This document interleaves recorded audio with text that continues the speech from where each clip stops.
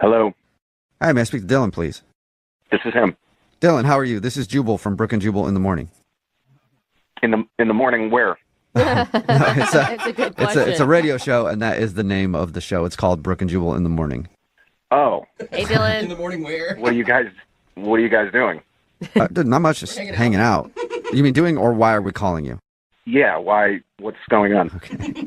I'm calling you today because we do a segment on our show. It's called The Second Date. That's where if you go out on a date with somebody and then end up not calling them back after, they can email us to get you on the phone and find out what happened. And we got an email from somebody that you went on a date with recently. Wait, what? Somebody emailed you about me? Yes. Yeah. Lainey. Her name's Starting Lainey. quick.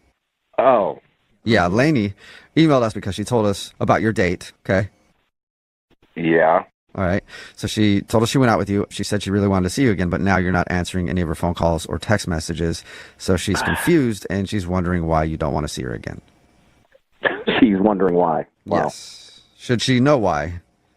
I mean, I don't know how much you know. I'll tell you what we know. She said you guys met up for happy hour. You drank a bunch, ended up talking about your coworkers and then getting onto the subject of exes. You talked a bunch about how terrible your ex was. Then she asked you if you wanted to go back to her place to take some pictures to make your ex jealous, and you declined. She told you almost everything? If that's almost everything, yeah, she told us that. Yeah. I just can't believe she put that out there. Are you mad about that? I mean, it's weird. I never got a phone call like this before. Right. I could understand that. Yeah. You said almost everything. Is she leaving something out? Totally leaving things out. Really? Okay, like what? We had a good time in the beginning, and she was all right, and She was all right.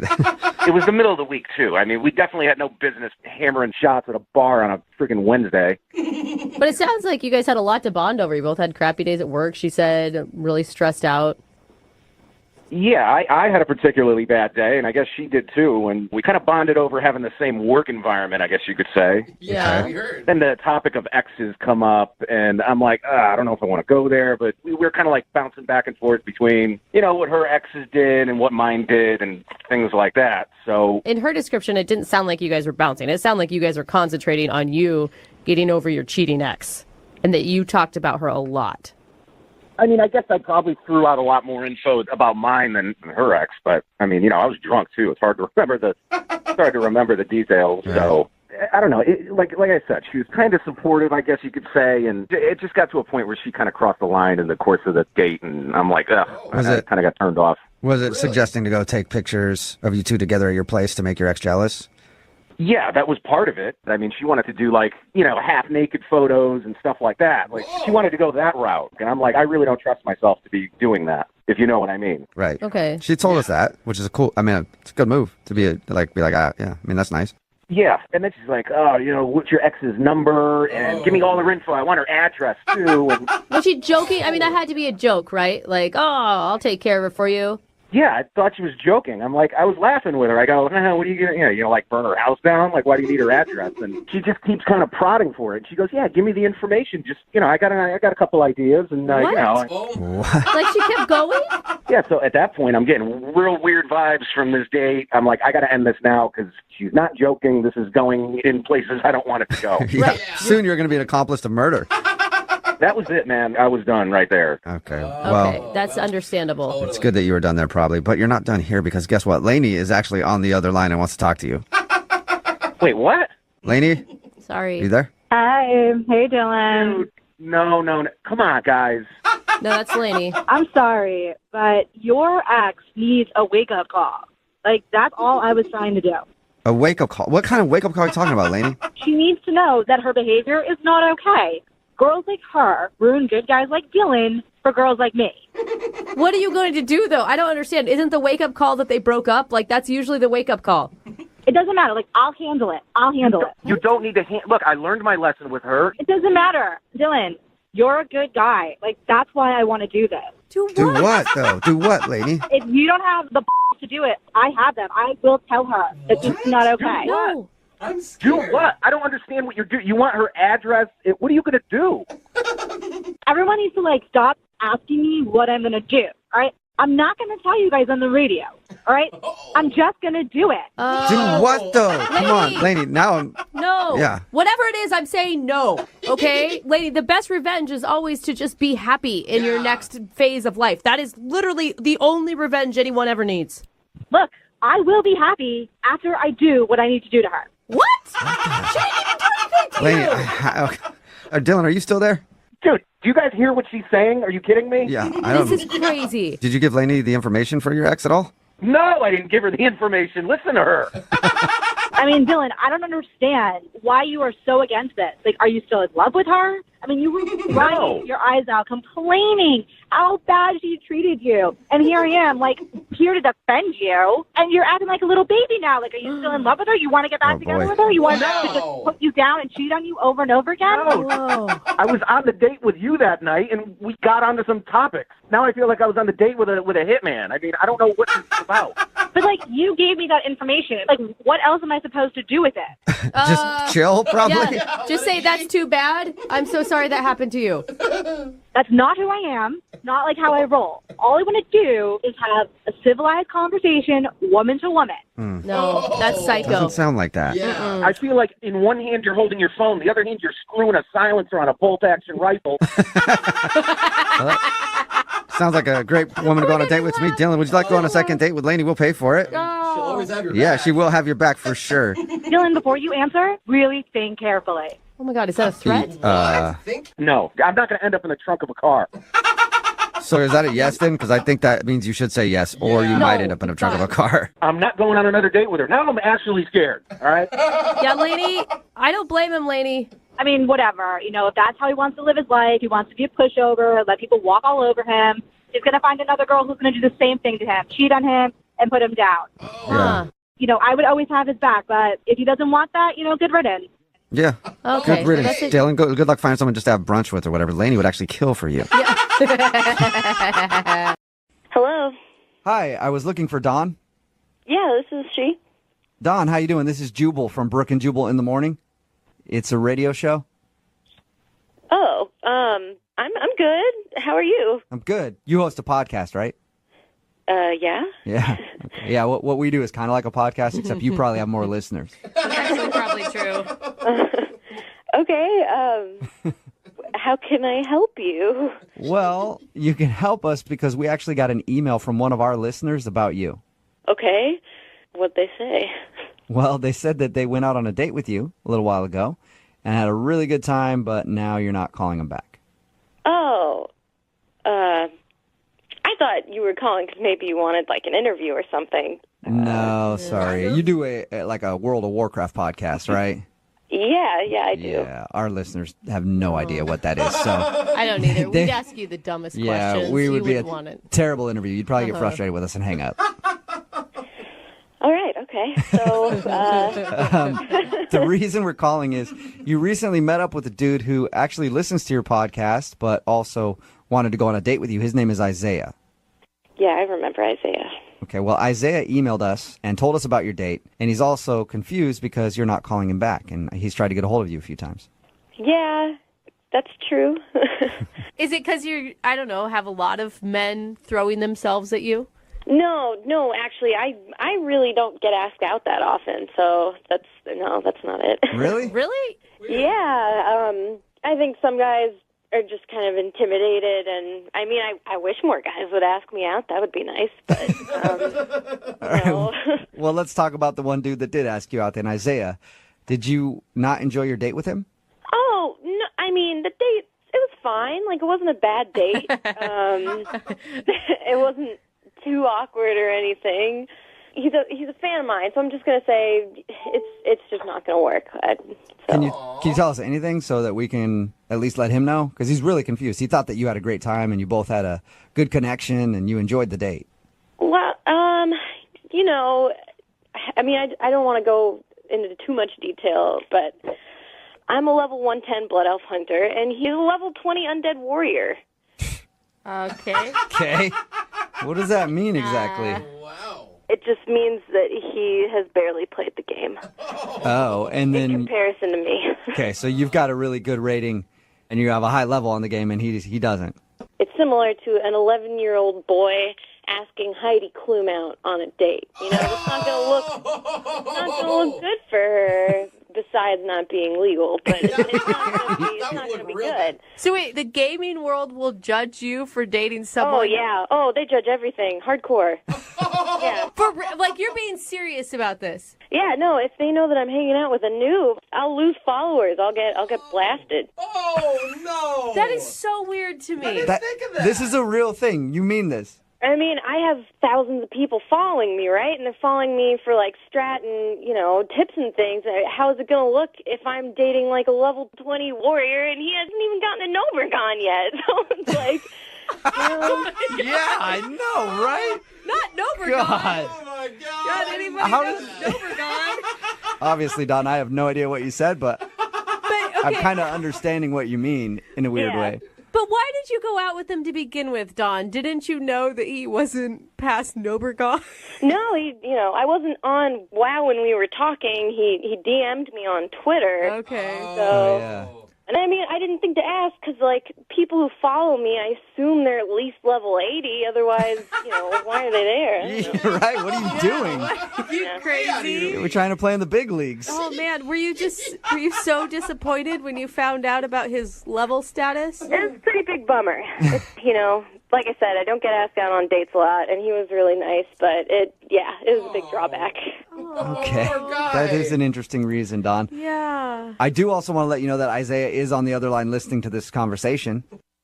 Right now? Yep. Hi, Don. Oh my God.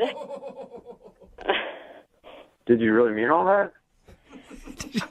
Yeah. I'm sorry. I didn't know you were listening. I mean, But you called me a noob.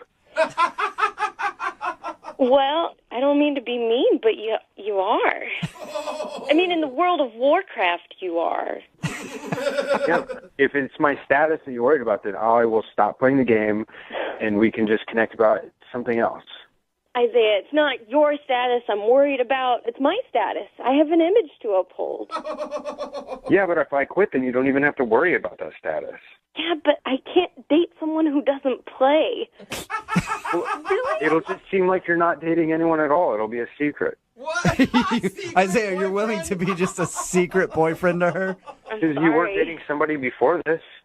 I mean, well, so if we were dating, and I'm playing WoW all the time, you know that, like, what are we going to talk about? You don't know anything about end-level rating or, like, the end-of-game content. Like, you're still smelting tin and Yeah, dude.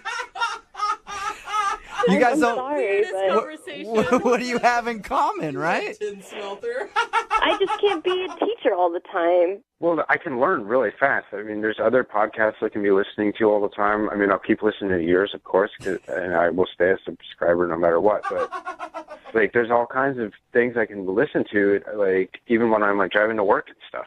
Well, and it's also just, like, a time thing. Like, if you're going to play World of Warcraft and want to play with me, you kind of got to put in a lot of hours. I can do that. I mean, I can just drink coffee when I get home at night. Oh, my God. Oh my Or God. some Mountain Dew Code Red, man. It's going to take a while. Really. Yeah. What if you guys just left World of Warcraft out of your relationship altogether? Oh, you can't be serious. I mean, I'm totally serious. Like, why does it need to be such a focal point of your romantic life? I'm sorry, but it's that important to me. Okay, I will commit myself 100% to playing every minute that I can, and I will catch up. I promise you. I'm not going to let go. And if I can just be around you, then I feel like it'll make me better as a person and as a player too, Like, you make people better. That's what you do. That's what your podcast is for, is helping people, and you helped me. Don, come on. I mean, he said you were intelligent. He said you were attractive. Like, this guy really thinks, like, you're it. I know, and that's the hard part. That's why it's so hard to tell him no. Still. Don't say no. Like, I'll be here to support you. /flirt. There you go. You got a /flirt over the phone, Don. Would you go out with Isaiah again one more time? We will pay for it. Well, Isaiah, I mean, I can't date someone like this because of my work, but I mean, okay, if you can make it to like level 80, level 90, you can call me then, and we'll figure it out from there. Hey! You hear that, Isaiah? Level 80, I can do that. 80, preferably 90, but I'll cut it at 80. You can text me at 80. The door is still open, Isaiah. If you get to the right level in World of Warcraft, you can have your dream date. Got a lot of work to do. I can do it. I know I can do it because I have love on my side. All right, so it's a deal, Don. If he gets to level 80 or 90, you will give him another shot. It's a deal. Nice. It's a deal. Yeah. All right, now you got something to work toward, Isaiah. Yeah. All right, well, I understood about a third of what was said in today's second date update, but I think it's kind of a successful one, Isaiah. You might have a second date at some point. I will, Don, no matter how long it takes. All right. Well, just make sure you're always in a queue for a dungeon. Like, that's the way to get there. All right. Remember that, Isaiah. If we learned anything about dating today, it's always remember you're in a queue for a dungeon. You got it. Always be in a queue for a right. dungeon. Be in a queue for a dungeon. Okay, almost got it. Just get in that dungeon. I will. All right. Brooke and Jubal in the morning. Hello, Hi, can I speak to Madison, please? this is she. Hello, Madison. How are you? This is Jubal from Brooke and Jubal in the morning. From where? I'm sorry. Brooke and Jubal in the morning, the radio show? You're looking for Madison? Yes, I am. I'm calling you today because we recently got an email about you. Okay.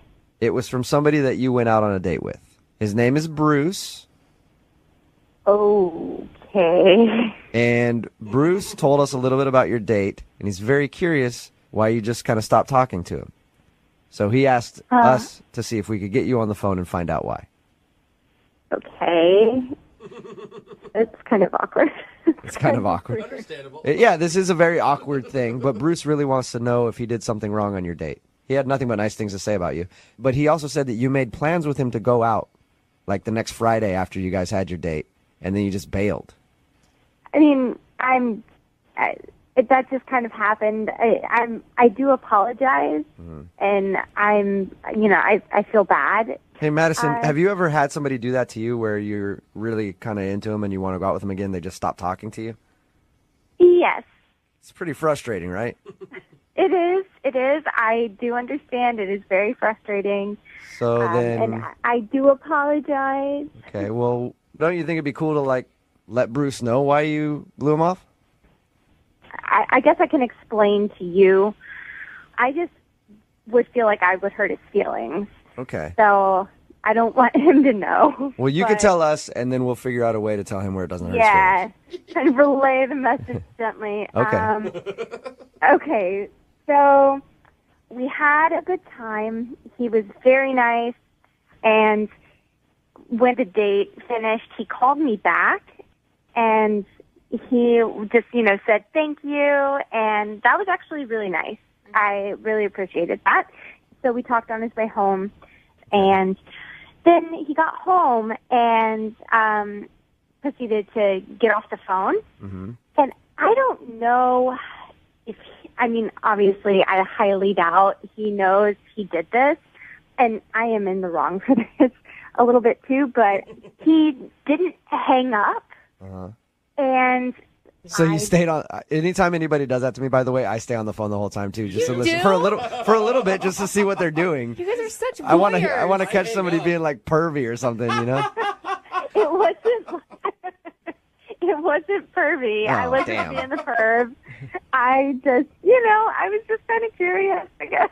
For sure. What did you hear? Well, at first, I just heard rustling, and I was like, oh, okay, he's home. And then I heard a guy's voice. And I was like, ooh, he's going to have a conversation. That's when I was like, I'm definitely listening. No.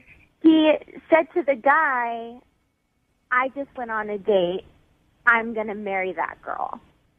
Oh, that's really cute. Or really creepy. Yeah, exactly. that's It goes one of two awful. ways. Like Brooke is practically ready to slide off her seat right now, and Jose's like, "Whoa, that's creepy." It freaked me out. I didn't know what to do. Yeah. And so that's why I've been avoiding him, because I don't think that you can tell if you're going to marry somebody after one date. Yeah. Maybe so you just can't, feel but you feel other like it people was could. you feel like it was too much? Too soon. Yeah, way too much. And granted, yeah, like I had a great time with him. It was fun. But when, like the first thing that he says when he gets home is, I'm going to marry that girl. It's like, what? But the thing is, I mean, you couldn't see his face. You don't know. I mean, We're trying so hard you. for like the storybook love tale thing dude, right now. seriously, I think some people can tell after the first date, and I think you're like you could have found like the coolest guy you'll ever meet. Or you could have found a stage 5 clinger. But it all depends how you interpret it. This is how she's interpreting it. I mean, that's how it made her feel. Should be mutual, right? But that's the risk of dating, right? They're always either clingers or romantics. Yeah, and that's the vibe that she got from this dude, obviously, that he's a clinger right away. No. Yeah, that's exactly the vibes that I got. And, like, hey, that's fine for you maybe, but not for me. I want somebody to want to get to know me first. Before you talk about marriage, all right. Well, Exactly. Madison, thank you. I appreciate it. I'll make sure to let Bruce know in the nicest way possible. Okay, I hope that helps. All right, and the only nice way I can think of is to let you know that he's on the other line and just heard that. What? Are you serious? Yes, I am. Bruce, say hi to Madison. Hi, Madison. Madison, I can't believe you actually heard that. Yeah.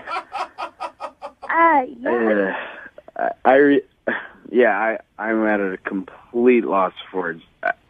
Do you remember saying that to whoever you were talking? Who were you talking to, by the way, Bruce?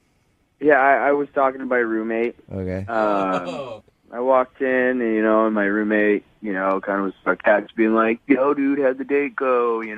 So I thought of the first thing that was on top of my head. It's like, I think I love her, man. I want to marry her, or something like that. Crap. That's cool to say to your roommate, but you definitely don't want the person that you just went on a date with, first date, to hear that. Madison, I really wish you would have let me know that you heard that, and we could have cleared some things up, but... So, what, like, are you taking it back? do you not mean it anymore? Or what do you mean by that? So, kind of what I meant was, where I was at with my excitement was, I could definitely see, things going, forward if that's, kind of how things were with us all the time, the more and more we started being together, and, I don't know, it might turn into love. This is such an awkward thing to try to explain. Oh, Madison, I mean, can't you give this guy a chance? I mean, I know that it's a lot of pressure, but haven't you ever just felt overwhelmed and maybe you exaggerated your feelings a little? Yeah. Sure, but I don't know. It's like hearing something that you're not supposed to. It's hard to come back from that because now it's on such a grounds of embarrassment. Why don't we turn it into a joke? Why don't we just forget it ever happened and turn it into a joke? I mean, if it has to always be remembered, we did have a good time. We had an amazing time. It's actually one of the best dates that I've been on in years. Bruce, I think you need to downplay it a little more. Don't call the date amazing. Don't call it awesome. Just be like, it was cool or whatever, Madison. I didn't really care too much. That sounds like what Madison is into. Yeah. Oh, Madison, stop being so scared of love. Yeah. Come on, Madison. Oh, I'm not scared. I just, want to make smart decisions and not, I know. That's good. But he could have said, like, horrible things about you. He could talk about, like, your boobs or your butt or how he wanted to bang you. That happened after Madison hung up. I guarantee it. Like, you actually found a sweet, caring man that really wants to find love someday. He's not saying it's necessarily with you right now. No, I think he did say that. Well, I'm just trying to help him out. I don't know. That's like a lot of pressure. I'm still pretty young, so all right. That's it's always going to be like in the back of my head. Like, well, sweet. Then we should send you guys out again. Madison, would you like to go on a second date with Bruce? I'll pay for it. Oh my God! I think Come on, Madison, give him one more shot. Madison, I really wish it didn't happen, but it did. I'm definitely in it for take it date by date. I don't have a problem with that. I just got really excited about you as a person. So, Madison, will you go out one more time with me? Hey, Madison, if you wouldn't have been such a snoop and listened in on his conversation, would you go out with him if you didn't hear what he said? That's a good question. I mean, yeah, I would have. Okay. I absolutely would have. So it's your own fault. Hey, there you go. Hey, now. So you should go out with him again. Come on. I mean, I feel so guilty about all of this. I mean, I guess I kind of owe it to you. There you go. You're saying yes? Congratulations, Bruce. Yeah. You got yourself a pity date. I'm sorry, Bruce. You know, I'll take it. I'll take it. Thanks. Yeah. I'm excited to go out with you, Bruce. Looking forward to it. Yeah, I guess it's whatever. Yeah. See, that's how you have to play Oh, it. I see. Yeah. I mean, I might be busy that night, but we'll see. Thanks, Jubal. Brooke and Jubal in the morning. Hello, Hi, can I speak to Heather? this is she. Hey, Heather, how are you? This is Jubal from Brooke and Jubal in the morning. I'm sorry, who is this? Jubal from Brooke and Jubal in the morning, the radio show. Okay. I'm calling you because we recently got an email about you from a dude that you went on a date with, and for some reason you're not calling him back, and he asked if we could get you on the phone and find out why. Who are we talking about? His name is Cliff. Oh, hell. Wow. You remember Cliff. That bad, huh? I never want to talk to that guy again. Why? Because he is the sketchiest, creepiest. I can't even. Whoa. Was it just the weirdness of the date or the weirdness of the person you were on the date with? You know those kind of people that get the emails that say, a distant relative of yours just died in England and you will get $1 million if you just provide us this information for the disbursement of the funds. And they actually answer those emails. That's how I've made my millions. I basically became that kind of person. You became that. What do you mean by you're that kind of person? I don't understand. I mean, I'm an idiot for going on a date with him. Oh, okay. Like he suckered you into it. Yeah. And you knew from the beginning you should have said no. I mean, from the beginning, I didn't know it, but about 15 minutes into the date, I definitely knew, and I should have just walked away then. I talked to Cliff. He doesn't sound like a weird guy. Can I tell you my side of the story? Yeah, absolutely. Okay, first of all, we'll put aside the weirdness of our date is going to be test driving cars. Okay, sure. And then we're driving this car for a long time, and he goes, do you think I look sexy in this car? Did he say it just like that, too? Yeah, and like really seriously and creepy. He's like, do you like this car? Oh, my God. How did you respond to that? And I'm like, I guess, yeah. And so then he goes, do you think I should buy it? Oh, boy. And I'm like, I mean, if you want it, do you need a car? Sure. You know, I don't know it's just so creepy. Yeah, that was my fear when we first talked to him about the date, was that he was going to do something like that to try to impress you. No, it gets better. Oh, it gets better. What happened? Then he pulls over. And he, like, very seriously to me says, you know, I really love this car. I love myself in it. I love you next to me in it. What? Would you be willing to co-sign? No, he did not. Stop it. Swear to God. He asked you to co-sign on a loan for a car with him. Yes, and I said,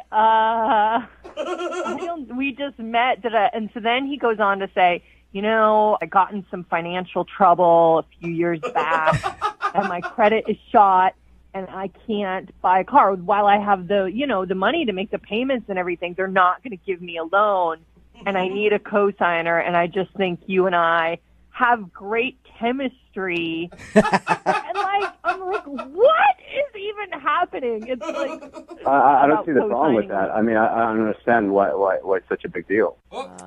What was that? That was Cliff. Cliff, you're supposed to wait for me to tell her that you're on the phone. Cliff is actually on the phone listening. Oh, you ass. Well, I mean, I don't know how much I can take of her, making it sound like I'm some creep or weird or, blah, blah, blah. How do you think that was acceptable first date behavior? Maybe I was wrong. When I met you, I saw a lot of compassion, and if you had compassion, then you would know that it's not such a bad thing to co-sign with me. I mean, I don't see what the problem. So, Cliff, you weren't joking when you were asking her to co-sign a loan. No, I had listen, about 3 years ago, I had some problems with my credit, and I'm working on it. And I think me driving a better car would definitely give me a better look. Yeah, that's a really good idea. Buy $100,000 car. That'll, really secure your finance. That's really building financial stability. So you're saying, Heather, that you never had a rough time in your life, and now you're putting me down. You're kicking a man ways down. Is that what you're saying? I have had rough times in the past, I guess, but I've never asked a complete stranger to co-sign on a loan for me. A complete stranger. The second time I saw you, we met one time, and this is the second time. That's true. So I'm not a complete stranger. First of all, second of all, when I looked at you, when I pulled over and I looked at you, and it really made a deep connection with you, and I looked at you and I said, you know what? I can really see myself driving this car with you in it. I meant that. I meant that. And you could be in it because you could basically own part of this car if you wanted to. Cliff, I'm totally baffled by this. Do you truly not understand how bad it is what you did? I mean, maybe I trust people too much. Cliff, is there anybody else closer to you that you could have co-sign a loan rather than somebody that you're on a first date with? Well, my family, I mean, I don't really talk to them, but that's a whole nother story. Because you owe them money, probably. Yeah. You know what, Heather? I hope one day that you don't hit a rough time like I did. And, maybe someday you need somebody to co-sign with you, and then you'll remember this time. You'll remember the car hopping. You remember me, and you go, you know what? Karma's a bitch. All right. Well, at this point, I would love to ask if you guys would go on a second date. Heather, will you go out on a second date with Cliff? We will pay for it, and I'll have somebody co-sign that loan. No. Yeah, that's right. pretty clear. Cliff, I'm sorry. No second date, man. That's fine. It is what it is. But, hey, Jubal, if you want to co-sign with me, I'm up for it, man. You're asking me to co-sign a loan with you? I mean, you were offering, I didn't offer. I said, I've had to have people do that. And trust me, No, but you said if she went out with me again, you find somebody co-sign. Yeah, I did. Look, me co-signing a loan with you would only make your chances worse of getting a loan. I don't know. We can always give them free advertising on your radio show. Okay. Oh, there it is. I'll do that. I'll risk my job and give them free advertising for plugs on the radio, and I'll co-sign a loan with you even though I don't know you. I'll totally do that for you. Really? No, Cliff. I will not do that. Brooke and Jubal in the morning. And I know she'll be the death of me. At least we'll both be now. Hello? Hi, can I speak to Eric, please? Yeah, speaking. Eric, how are you? This is Jubal from Brooke and Jubal in the morning. Sorry, man. I'm not going to buy anything or whatever. No, I'm not trying to sell you anything. I just need 5 minutes of your time. Whoa. He thinks that we're selling Telemarketer? him something. I mean, kind of. I'll dial him back. Okay. See if I can get him to invest in some life insurance. Maybe buy some door-to-door meat. Yeah. 2 birds, 1 stone.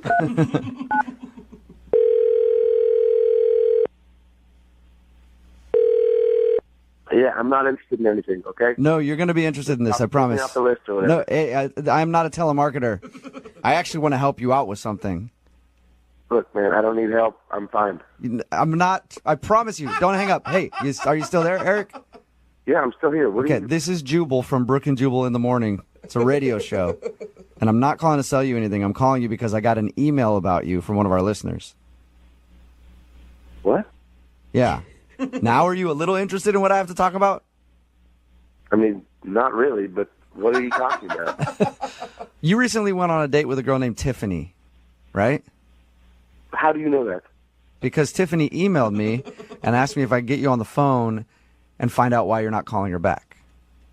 She works for the radio station? No, she listens to the radio show and asked if we could call you to find out if she did something wrong on your date because she would like to see you again. So she's wondering why you're not getting back to her. I mean, I don't know if I want to talk about that stuff on the radio or whatever. Is there anything? If she emailed you, she'll tell you whatever she wants. I don't really feel comfortable talking about. She doesn't know. I mean, unless it's something that is your personal life and embarrassing about you. I can understand you not sharing that, but is there anything I can tell her just to give her some sort of advice? I mean, like, talk to her about it, and you'll get a sense of why no one's going to go on another date with her. Well, I talked to her about your date. She told us about it. She said there was an awkward moment where she accidentally hit herself in the nose, and her nose started bleeding. Yeah, that was one of many incredible moments of the date, yeah. Incredible, but I don't think you mean incredible like an actual good thing, right? No, I mean it is like the most sarcastic thing possible. Yeah.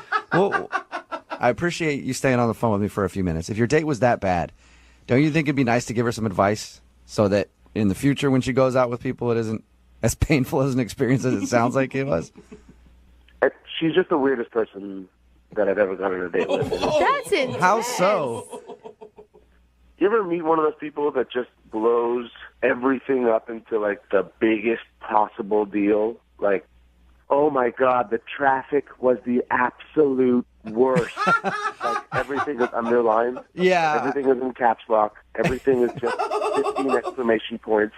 She was like, the traffic was the absolute worst traffic I've ever been in. Like, take New York traffic and take LA traffic and take Mexico City traffic or whatever she said and add them all together. That's the traffic I was just in. Can you believe it? And it's like, there's no way to possibly believe that. That's ridiculous. It seems like you didn't even give her a chance, though. I mean, if you're talking about, she just obviously felt bad about the traffic and was trying to make up for it. I see your point, but it was with everything. It wasn't just the traffic. It was every single element of our date, every story, every, like, reading of the menu. Whoa. You know, like, oh, my God, they have margaritas here. Oh, my God, I love margaritas, but I want it to be the best margarita. And the margarita comes, and it wasn't just like, take a sip and be like, this is pretty good. You want to try it? It's like, oh, my God.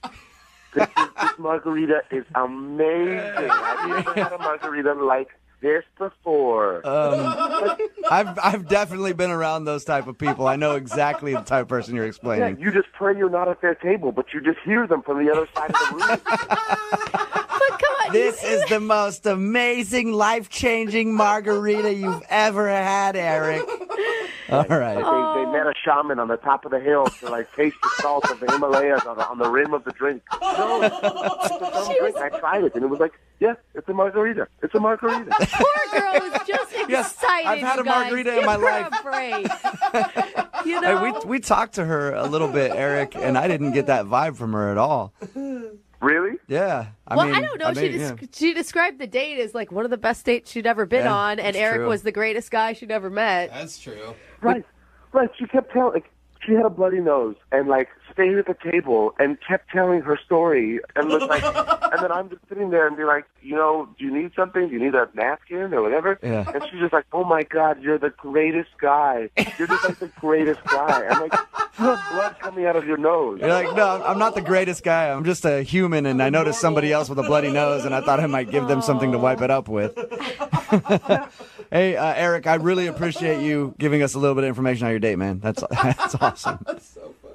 Yeah, I mean, I'm as exhausted now as I was after the date, just thinking about it. Well, that was the most... It's like a marathon, or like 3 marathons, or like the longest marathon in the history of the world. Eric, I should also let you know that Tiffany is actually on the other line listening to this conversation. What? Oh, hi, Eric. That was really mean. I don't know why if you were having such a bad time, first of all, that you stayed. Second of all, you were laughing and having a good time and telling stories, too. And third of all, that really was the best margarita of my life. And I'm not ashamed to share that with people. I suggested more drinks because I was going out of my mind. Oh, because I'm not all bitter and like, margaritas, who cares? I was going out of my mind, and I was just praying that the next drink you would see that if that margarita actually was the greatest margarita in the world, then by default, the next drink could not be as amazing. But it was even better. Of course it could. It's probably from the same batch. That's how they do it at restaurants. Eric, why you gotta be so mean, right? You're telling me that you didn't have any fun at all with Tiffany. She sounds like a fun girl. Thank you. Yeah, I mean, like, in the like fleeting moments where there was just like a lull. Yeah, it's great, but it's like you. I'm sorry, you're just like you take everything and make it into the biggest possible thing, and it's just exhausting. I can't. It's too much. It was not the speed that I go at. Okay, so then just because apparently I'm too much for everybody, what speed do you go at? Like, what would you have wanted? Just a normal conversation. I just want to have a normal conversation, okay? I don't want to have to feel like everything that we're talking about or everything that's been experienced is the greatest thing in the world or the worst thing in the world. I just want to have a calm, just regular, normal conversation. That sounds like the most boring date of all time. Sorry you had such a terrible time. You didn't seem like it. And I'm sorry I was trying to have a good time and make everything fun and nice. That's a horrible thing to do when you're dating. I forgot. Oh, my God. I mean, it's the most horrible thing you could do on a date. Eric, do not be mean right now. Come on. Hey, Eric, would you like to go out on a second date with Tiffany? We'll pay for a second date. No, I'm good. I'm okay. You sure? No, I respectfully declined. Okay, well, I'm going to say this. I regret even asking them to ask about a second date, and I would rather punch myself in the nose until my whole head bled out than go on another date with you. I think, you know what? That is a second date update first.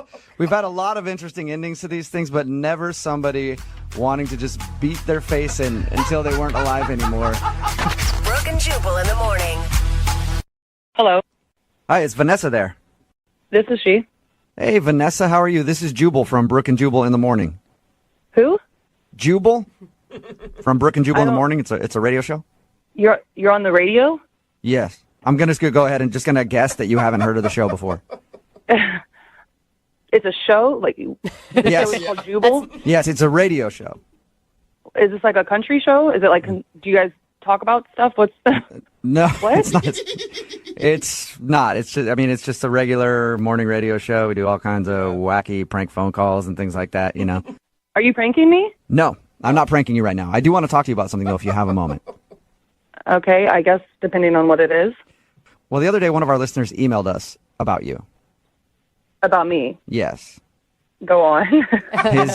His name is Ben, and you guys went out on... Nope, I'm not interested. Wow, that was Okay. If you quick. have his contact information, just let him to know to stop calling me. All right, well, hold up, though. You didn't even let me finish what I was going to say. I don't need to let you finish. But- The answer is no. I don't know why he's contacting you to contact me. Is that what's going on? You don't even want to know. You don't even want to know why Ben would send us an email about you. I know why Ben is emailing you. He wants to go out with me again. He has made that very clear. You may Yes, want he to does. hear what he has to say, because Ben said some things that you did that weren't super awesome. I'm sure I know exactly what he said. All right. Well, It was not a good night. Ben was not a great guy. To be honest, I thought he was. At first, my friend really talked him up, and it's a no. It's just going to be a no. Can I ask you a question about the date? Is that possible Yeah. without you getting Sure. mad at me? Okay. He said that when you guys went out, everything went fine. Like you guys were getting along, and then you started just raging about the waitress, and you got so angry that you ended the day by storming off to your car and haven't talked to him again. Mm-hmm. Yep. Okay. So, but from talking to you, it sounds like you were angry with him. Yeah. Ben did not pass the test, and that's no more dates for him. What's the test? Wait, what test? To be honest, I am very attractive. I'm sure Ben made that clear to you. I am a very attractive person, and I'm not being haughty about it. I'm just being real. I'm generally attractive to most people. Okay. All right. Hey, Very humble. confidence is a good thing. Yeah, very humble, too. Yeah, no, of course. But I'm aware of that, and, I'm not a shallow person. Obviously, I mean, Ben is attractive enough, but he's not, I'm more attractive than Ben is, not to be mean. Okay. But a lot of times I have to deal with people who only want to date me because I'm attractive, so I set up a test process so that I can weed out the bad ones. That's What was the actually test? kind of genius. Like, I don't understand it because I'm not that hot. Thank you. But Oh, I'm sure you're very hot. What was the test? When I date guys, the first date is like when you find out what they're made of inside, like what kind of guy they actually are, not just looks, not what they're based on. And a lot of guys will just want to date me because I'm hot. So Right. I make it so I kind of provoke them to call me out on my shit. So that's why whenever I go out on a first date, I choose the restaurant. So the waitress is my friend, and so I wasn't being unfair to her, but I act unfairly. I call out little micro things like the water being messed up or not tall enough or quarter inch from the top. Like I've told him that I've waitressed before and that she is a waitress. And I just like badger the waitress. And if he isn't willing to call me out and tell me that I'm being a jerk, then I don't want to be with somebody who would just agree with me because they're like, well, she's hot. Screw it if she's a mean, horrible person. This is the most, I mean, at first I thought you were super vain, but now I just think you're an evil genius. Genius! I was in the restaurant industry for years. This never happens. Oh, it's happened. You just don't know about it. I'm not the only girl doing this. Wow. Dude, I So the love waitress it. was your friend? Yeah. She knows all about this. And he just went along with the whole thing. Yeah, he just kind of like shrugged and was like, oh yeah, like we'll get another menu. And like, oh yeah, the water does seem weirdly small from the top. I'm like, that makes no sense. Is it almost fun for you? Like, how far can I go before this guy actually stands up for what's right? This is making me sound like I'm like an evil like sorceress who's like thinking of all these ways to do things, but it's not like that. I honestly want to find somebody of substance, like a partner who's willing to call me out. And, I've done this a dozen times. I mean, and out of all those, I've literally only gone on a second date with one guy. Really? And it's because he called me out. He was like, you're kind of being a jerk. And I was like, oh, round of applause for this one. Let's try this out. Oh, my God. One dude out of dozens actually call you out for being an a-hole because everybody else just wanted to date you because you're hot. I'm glad that you're impressed by all this, but are we done with this phone call? We are almost done. I just have one more thing I need to say to you. Okay, what else do you want to know? I feel like I've told you everything. Oh, I don't want to know anything. I just want to let you know that Ben is actually on the other line listening to this conversation and really wants to talk to you. Are you serious? Yes. Ben, you there? Or did you run away?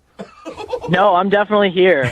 Vanessa, that's pretty what you did back at the restaurant. And look, I'm going to call you out now because apparently you like that kind of thing. And I didn't call you out back then because I'm trying to be a nice guy. And this is the first freaking date that I have been on with you. I'm not going to, cause drama immediately. I get to know somebody That's not first. drama. I'm trying to get It's to not know drama you. to call somebody out on being mean. You could have easily just been like, nope, that's the water isn't weird. Do you have a problem with this waitress? You could have literally said anything instead of just being a little, oh, yeah, that was you. That's what it felt like being on a date with you, Ben. You get to know somebody first. And then once you get to know somebody, then you can call them out for all their But I'm just trying to get to know who you are, and you're okay. But you judging called me a by no. not calling You out. called a radio station to try and get a second date with me, even though I was an asshole. So, if I wasn't attractive, would you want a second date? If I didn't look like this, would you want a second date? That's a no, isn't it? Okay. Well, in case in point. I mean, Ben, you've got to be honest. You didn't say one thing about her other than how hot she was. I honestly don't know anything about Vanessa. Why are you giving her more ammunition? She doesn't know that. Look, everybody is attracted initially by beauty. That's just the way it works. Mm-hmm. I'm not saying that you're a terrible person, but you're not the right person for me. I'm looking for somebody who's willing to call me out, willing to communicate with me if I'm being irrational about something. I don't want you to just be like, oh, pacify it, it's fine, I can have sex with her later. It's great, it'll be worth it. I don't really know what to do. Look, I feel like I've been scammed, okay? Like one of those scams over the internet where you lose all your money and you don't really know what happened. And I feel like you didn't give me a fair date, and I deserve a fair date. Everyone does. And so, that's all I'm asking. I'm only asking for just a fair date, somebody that's open and honest and not playing tricks. Hey, Vanessa, would you like to go out with Ben one more time? We will pay for a second date. I want to give him a round of applause for that wonderful speech he just gave, but no. Oh my God. Man. You are brutal. You made a point. Well, you know what? Look, okay, that kind of steals the deal for me, because if you're going to be an asshole like that, I wouldn't want to date an asshole anyway. Oh, now he doesn't want to date an asshole. Ben, if you would have done that on our first date, maybe we'd be going on a second date now. You would have had to call a radio station to get in touch with me. This is bullshit, man. Ben, I'm sorry you did not get a second date. Look, I can't win. If I called her out and didn't like who she was, then she would like me. And if I didn't and wanted to get to know her more, then she won't like me. Yeah, I don't know. I guess on your next date, just as soon as you start going out, just call him out on everything. Hello? Hi, is this Jessica? Yes, it is. Hey, Jessica, how are you? My name is Jubal, and I host a morning radio show called Brooke and Jubal in the Morning. Okay. Why are you calling? Well, I'm calling you today because one of our listeners actually sent us an email about you, and he wanted us to get a hold of you. That's weird, but okay. His name is Joe. You might know him as Roger Steele. Oh, my God. Yeah, Joe emailed us because, he said that he really liked meeting you that night at the bachelorette party you were at. And he's wondering why you're... God. I know. And, I'd be freaking out if I were you right now. He's wondering why you're not calling him back. He says he's tried to get a hold of you a few times and has heard nothing. Oh my God, he called you guys? Yeah, he sent us an email and asked if we could get a hold of you since you aren't answering his phone calls. That is so weird. Why would he call you? Well, it's a regular segment that we do on our show. It's called The Second Date. So Joe just wanted us to ask you the question. Why aren't you calling him back? Wait, what did he tell you? He just said that What did he say? He said he met you while he was working at a bachelorette party, and you guys talked for a while and hung out, and he was hoping he would see you again. That's all he said? Yeah, pretty much. And he added that he really, really liked you a lot. So is there a reason that you don't want to call him back? No, I mean, it was just a crazy night, and I got caught up in things, and that's that. Like, I'm good. I don't need to. I don't need to remember that. That's fine. You don't need to date a stripper, is what you're saying. Is what I'm hearing. No. It's not because of what he does. It's just, look, it was just a really crazy night, and things got out of control, and I got caught up in like the whole bachelor party spirit, and yay, my friend's getting married, and I just I did stuff that I just never ever do, and I'm good. I don't want to discuss it. Well, he told us that you guys didn't hook up or anything. Yeah. He said you guys kissed and kind of messed around and did some other things. Yeah. Was it fun? Was it not fun? Like, I don't do that on a normal day, and I am embarrassed, and I don't want to rehash it. Like, you don't want to call him back because you kissed him the first night you met him? No, that's not it. But well, can you tell me what it is so I can at least just tell him? I just got caught up in stuff, and I'm very embarrassed, and what do you I'd rather not. Why are you embarrassed? There's nothing to be embarrassed of. I mean, I've made out with a couple strippers in my life. It's fine. It's fun, I did stuff that I don't normally do, and I don't want to say what it was. I was raised better than that, and look, I'm not telling, and I'm taking this to my grave. Like, what? I can't. I can't. Are you seriously not calling me back for tossing my? What? Did I just hear that? What did you just say? Oh my God! Oh my God! What was that? That's Joe. Joe's actually on the other line listening and wanted to talk to you. Oh my God! Not going to the grave anymore. Why would you say that on the radio? What is the matter with you? Well, oh my sorry God! for butting in, but I thought it was cool. Oh my God, you did, bro. I think a lot of Wait, don't be embarrassed about it. It's okay. Like, oh my God! You're on the radio announcing it to the world. Are you serious? Well, not the whole world. We don't have that many listeners, Jessica. I wouldn't worry about it. Well, now that it's out there, now that the salad's out of the bag, so to speak. Stop it. Is that why you're not calling? Is that why you're not calling him back? Because that happened. So embarrassing. I was raised better than that. I am mortified for you. Well, no, it was more than that. Most girls don't do that. Yeah, that's why I know. I know you were like so uninhibited and free. I mean, it was a turn on for me. Oh my God! Oh my God! What? You shouldn't be embarrassed about it. Are you serious?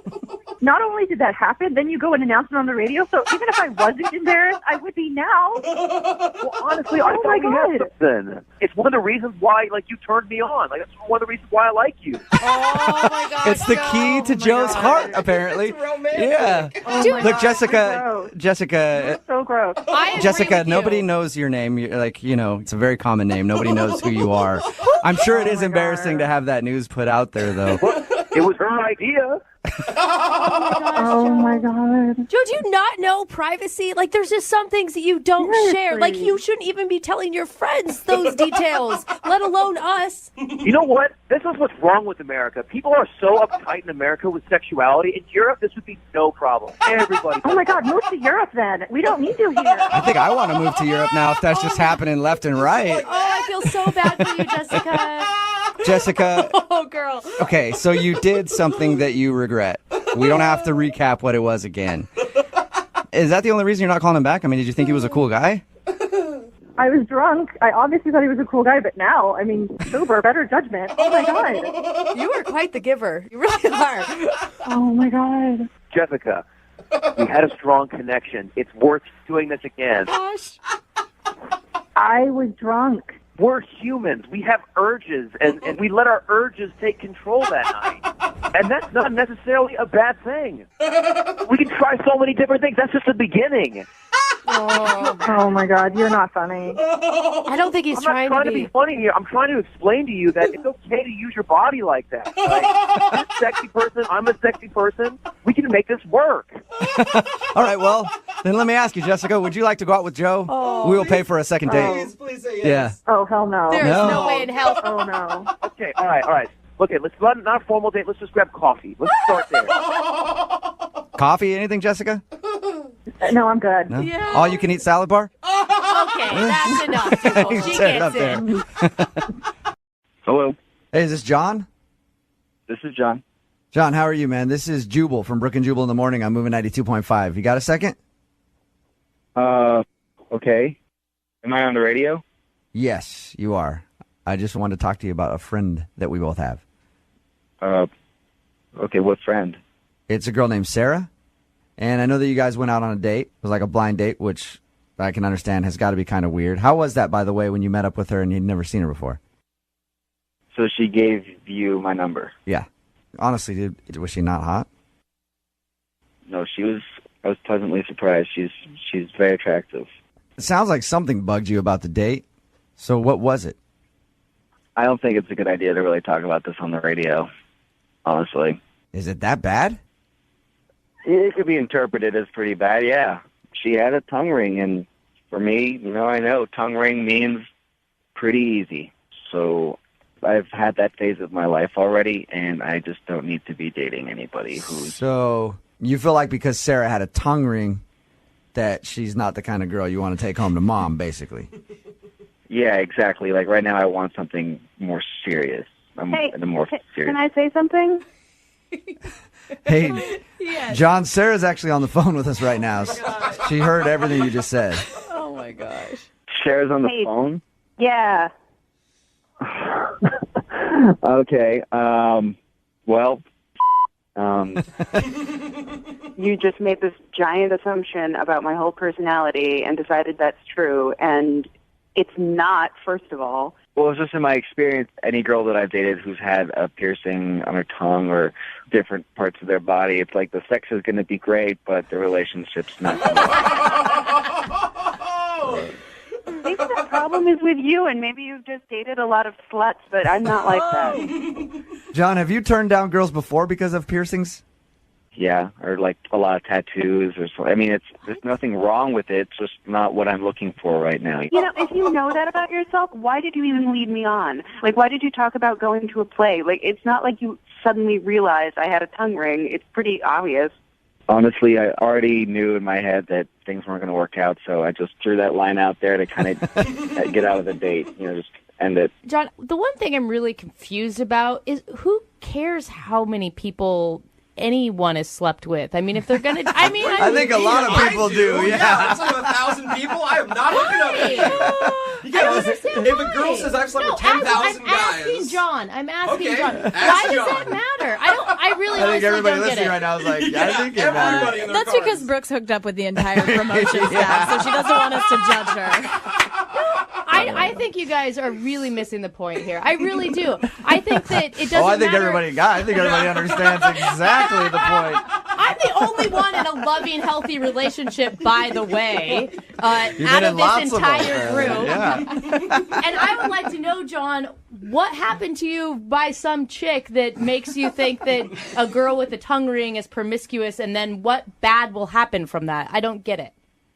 I've been on a date with a girl who had a tongue ring, and it was easier to take things to the next level, and within a month, everything had kind of flamed out. It didn't last. It was good for a flash, and then it was over. I agree with you, John. I think most girls I've met with tongue rings, same thing. Really? Yeah, absolutely. You Piercings, serious? tongue tattoo. No, I don't know. It's a blind date, so you got to take what you see and what you get. I didn't have time to get to know her a lot, so I just had to base my understanding of her on what I saw and what I heard. He's totally disregarding everything that we talked about, and I think it makes you an ass. What can I do to convince you that I'm not an ass? Hey, I'll tell you what you could do. John, I would love to pay for you guys to go on a second date. We will send you out again. The show will pay for it. Will you go on a second date with Sarah? You know what? Yeah, I will. If nothing else, just to prove that I'm not an ass.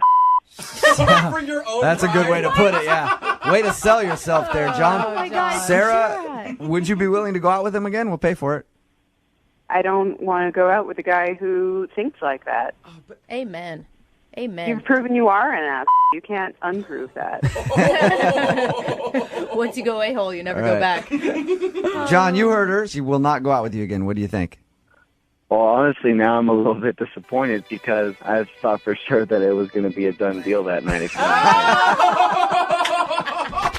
and Jubal in the morning. Hello? Hey, can I speak to Nick, please? Yeah, this is Nick. What's up, dude? How are you? This is Jubal from Brooke and Jubal in the morning on Movie 92.5. Wait, what? This is Jubal from Brooke and Jubal in the morning, the radio station. Okay. Why are you calling me? I'm calling you because you actually know a friend of mine. You went out on a date with her, and you haven't called her back. Okay. So her and I were talking, and she really liked you. Would like to see you again, but she's confused, and she wants to know if she did something wrong on the date. Okay, who are you talking about? A girl named Katie? Oh, your friend's Katie. Okay. Yeah. And I know that she went on the date with you. I don't know if she told you, but she hasn't really had a drink in 2 years, and she went out. Oh, no, she told me. She told me that. Okay. Oh. She sort of screamed it at me. Really? Oh. How'd that work? I was there, and she showed up, and she ordered a drink, and then she pretty much slammed it, and then ordered another one, and then it just kind of went from there. And I would say she probably within an hour had about 5 drinks. Nick, how long do you think that you got to talk to sober Katie before drunk Katie took over? 7 minutes. Wow. I mean, it literally escalated so fast, and I was thinking we would go somewhere where she could get some food, but she wanted to go dancing, so she begged me to go dancing, and then I went with her, hoping there'd be food at this place. There was not. I just picture her pulling her arm like, I don't want food. Let's go dancing. Let's take me dancing, silly man. And then in the middle of dancing, she screamed in my face with joy that she hadn't had a drink in 2 years. Oh, all right. God, I'm free. Yeah. Okay. With all that said, Nick, was she fun? It was fun in like a reality show that I'm watching at home sort of way. It was happening to you. Did you feel like you were going out with one of the members of Bad Girls Club or something? Just, I haven't had a drink in 2 years. Let's take me dancing. Let's do this. It was like Girls Gone Wild, but I'm in the dynamic. What's the most embarrassing thing she did, Nick? I pulled her out of the backseat of the car. I realized that she had left me something in the backseat of the car, which was not there when she was placed in the car. Did she puke? No, she had taken a in my car. What? No. Oh my God. Hey, Nick. Katie is actually on the phone right now and heard everything you just said.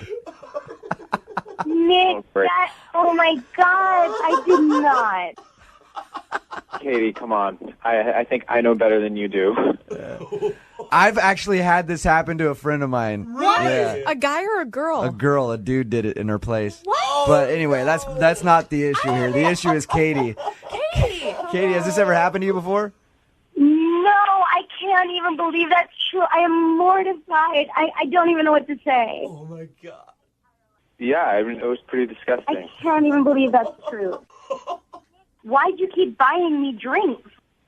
I didn't buy you drinks. I threw you over my shoulder, dragged you home, you in my car, and then I said No, goodbye I'm to you. talking about before you had to put me over your shoulder. Like, how many drinks did you buy me? At some point, you probably realized I was pretty drunk. Like, why wouldn't you take me home? You kept ordering the drinks, and I don't know you. And she didn't tell you at the beginning of the date that she had had a drink in a long She told time. me at the end, which point I brought you home. Katie, didn't you realize when you got home and things were a mess, your clothes, that something would have happened? Honestly, I really don't remember. And my roommate had sort of threw me in the shower and cleaned me up because I think I threw up. And I absolutely think he's exaggerating. I really don't think that happened. Katie, I know it's embarrassing, and I understand being defensive, but do you think maybe a better tactic would be to apologize and kind of admit that perhaps you did something wrong? Yeah, if I did that, I'm sorry. I can't. It's so not me that I can't even believe. Obviously, Hey, it's always a good time when you your pants. That's what I say. I think you guys had a great time. I wish that was a joke, but you're being serious. Yeah, Katie, I'm not judging you. You know how many people I've peed on that I've been and beds I've ruined and clothes? Like, I do that all the time, so I'm not judging you for it at all. I'm joking around, but like, you know what? It happens sometimes. I just I don't know. Maybe we could get to a point where Nick could forget that moment and remember why there was a connection between you two. I don't think you forget that Nick, moment. Yeah, there's no way. I mean, it was awful, and then the fact that she just tried to flip it and make it my fault. Okay. All right. Yeah. Well, Nick. I'm not making it your fault, Nick. I'm just saying take some responsibility. I did take responsibility. I brought you home, called your friend, and you in my car. Hey, Nick, at the end of these second date updates, we always offer a second date. We will pay for you to go out with Katie again if you'd like to. Would you be willing? You guys, it would be great is if you could pay to have my car interior cleaned. No detailing, no auto detailing. No. Sorry. All right, so you're no. None of his friends are ever going to sit in the back seat again. Yeah. Katie, at least you got a good story to tell. I will never tell this story as long as I live. Come on. Thanksgiving dinner, the fam's around. It'd be hilarious. To your grandkids? Yeah. No. I remember when I in a guy's car. Brooke and Jubal in the morning. Hello. Hi, can I speak to Gianna? This is she. How are you? This is Jubal from Brooke and Jubal in the morning. I'm moving 92.5. Hi. Hi. How you doing? Good. You recently went out on a date with a friend of mine. His name is Chris. Okay. You remember going out to dinner with Chris? I do. Uh-huh. Cheesecake Factory. It's a nice place. I like it. Mm-hmm. Okay, yeah. I'm calling because Chris really enjoyed the date, and he's wondering why you haven't called him or texted him or returned his email asking if you wanted to go out again. That's a little weird. I don't know. He's a really nice guy. Yeah. Really, really, really, really nice. Okay. All right. Usually that's not a glowing review of a dude. I guess I figured that when he asked me out, he would have a plan of some sort. Okay. Yeah. Was it just the restaurant choice? Because he did tell us that, he let you choose the restaurant. I mean, that can't be that big of a deal. Oh, well, it wasn't just the restaurant. He didn't make a decision the entire date. What? Well, should I pick you up or will you meet me? And I ordered first, and then Chris was like, oh, I'll have what she's having. Oh, really? He didn't even make a decision on his food? Wow. And it goes like this all night. Yeah. And I decide that I want dessert. Okay. And so I say, what dessert would you like? I give him the opportunity to order something. He goes, well, whatever you would like. Oh, my God. I'm halfway surprised that he didn't, ask me if he could go to the bathroom. Hey, Chris? Oh, man. Yeah, I'm here. Gianna, I should probably tell you that Chris is on the phone. He's been listening the whole time. He heard everything you just said. Are you kidding me? Say hi, Chris. Hey, Gianna. Oh, hi, Chris. I was just trying to think about your needs. I was just trying to be considerate because most guys don't do that. Okay, but you asked me out, dude. You gotta man up. Have a plan when you ask a girl out on a date. If I wanted to date another girl, I'd date another girl. I went out with you because I thought you were a nice guy, but there's such a thing as just being too nice. It's been a little bit of a while since I've been with a woman, so I'm just not good at these things. I'm not used to it. I'm not used to it. That's what I should say. I'm not used to it. You're okay. Yeah, that was a weird way of saying it, Chris. I'm just going to tell you that right now. So you haven't been out on a date in a long time? That's what you were saying? My job is just so demanding, God. so I don't get a lot of time generally to go on dates. Can I hear Can I hear Gianna's interpretation of the kiss at the end of the night? Oh, yeah. Oh, God. Okay. Can we actually not do that? No. That embarrassing, huh? Gianna, tell us about the kiss. You know, he drops me off at home. I'm going to leave the car, and I'm opening up the door, and I guess, like, this was his time to, like, finally, like, be a man. He lunges over this, like, console, and I thought he was going to fall into my lap. It's hard to do that in a car. You're right, Chris. It is very difficult to get that kiss in a car. Walk the girl to the door. Were you just nervous, man? Is that what happened? I just feel like the expectations are too high. Like, what do you want from me, you know? He's still indecisive. I want you to know where you want to go. I want you to know if you're going to pick me up. I want you to not fall into my lap. I want you to know what kind of cheesecake you like. I don't feel like I'm asking a whole lot from a guy to know what kind of cheesecake he would like to eat. I feel like I can do this. You do. I like it says, I feel like I can do this. Not, I can do this. Okay, I can do this. There you go, Chris. That's that go-getter, can-do attitude. Confident Chris. And Gianna, you got to think, it took a lot of cojones to call a radio station to deal with No, this. it didn't. It took a lot of cojones to call me. Yeah, that's true. If we continue to go out, if every time something goes wrong, you're going to call Jubal? Personally, I would love that, Gianna. Yeah, he has a hotline. He does charge. Yeah. He gives horrible relationship advice normally. Well, you did pick up the phone, though, so this seems to be working in some sense. There you go. Well, yes, I pick up my phone when it rings, Chris. Oh, man. Well, Hey. you didn't answer my emails.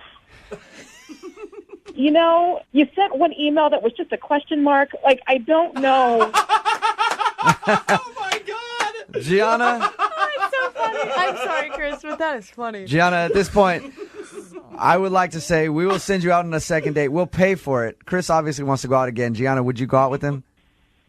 If you guys could send me, like, a project plan so I have, like, in my email, so I have an idea of what it is that we're doing, so that I do know there is a plan.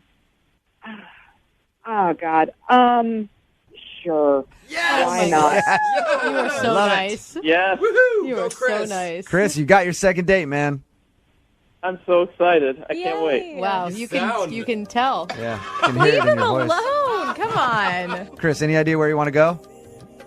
Well, I hadn't really thought about it, honestly. Brooke and Jubal in the morning. Hello? Hey, Sarah, it's Jubal.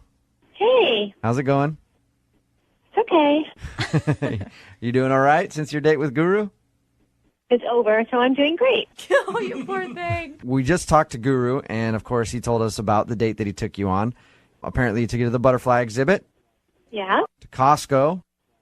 Oh, he admitted that. Okay. Yeah, he said He said you were into it. Oh, God. Yeah, Sarah, can I ask what your initial impression of him was? I thought it was weird. Yeah. But, I mean, but it wasn't weird, like, in a way that I couldn't spend some time looking at butterflies. Guru's quirky and eccentric. That's what I would say. I wouldn't call him weird. He's an interesting character. He'd be a fun guy to hang out with, I would Yeah, think. you wouldn't call him weird, but I would. Yeah, I think that's fair. Yeah, plus the other stuff's really weird. So maybe taking a woman to a butterfly house is not weird. The other stuff's weird. How did he get you on the bus to Costco? Oh, God, how did he get me on the bus to Costco? He said he had this great, new hot spot that he thought was really unusual. We're helping save resources by taking a bus. I thought, cool place to eat that I've never experienced before. Mm-hmm. And I was right on half of it. I've never experienced eating at Costco before. Aren't the chicken bakes delicious, though? Not when a guy you met an hour before asks you to eat it Lady in the Tramp style. Oh, my God. He asked you to eat a chicken baked Lady in the Tramp style? Yes.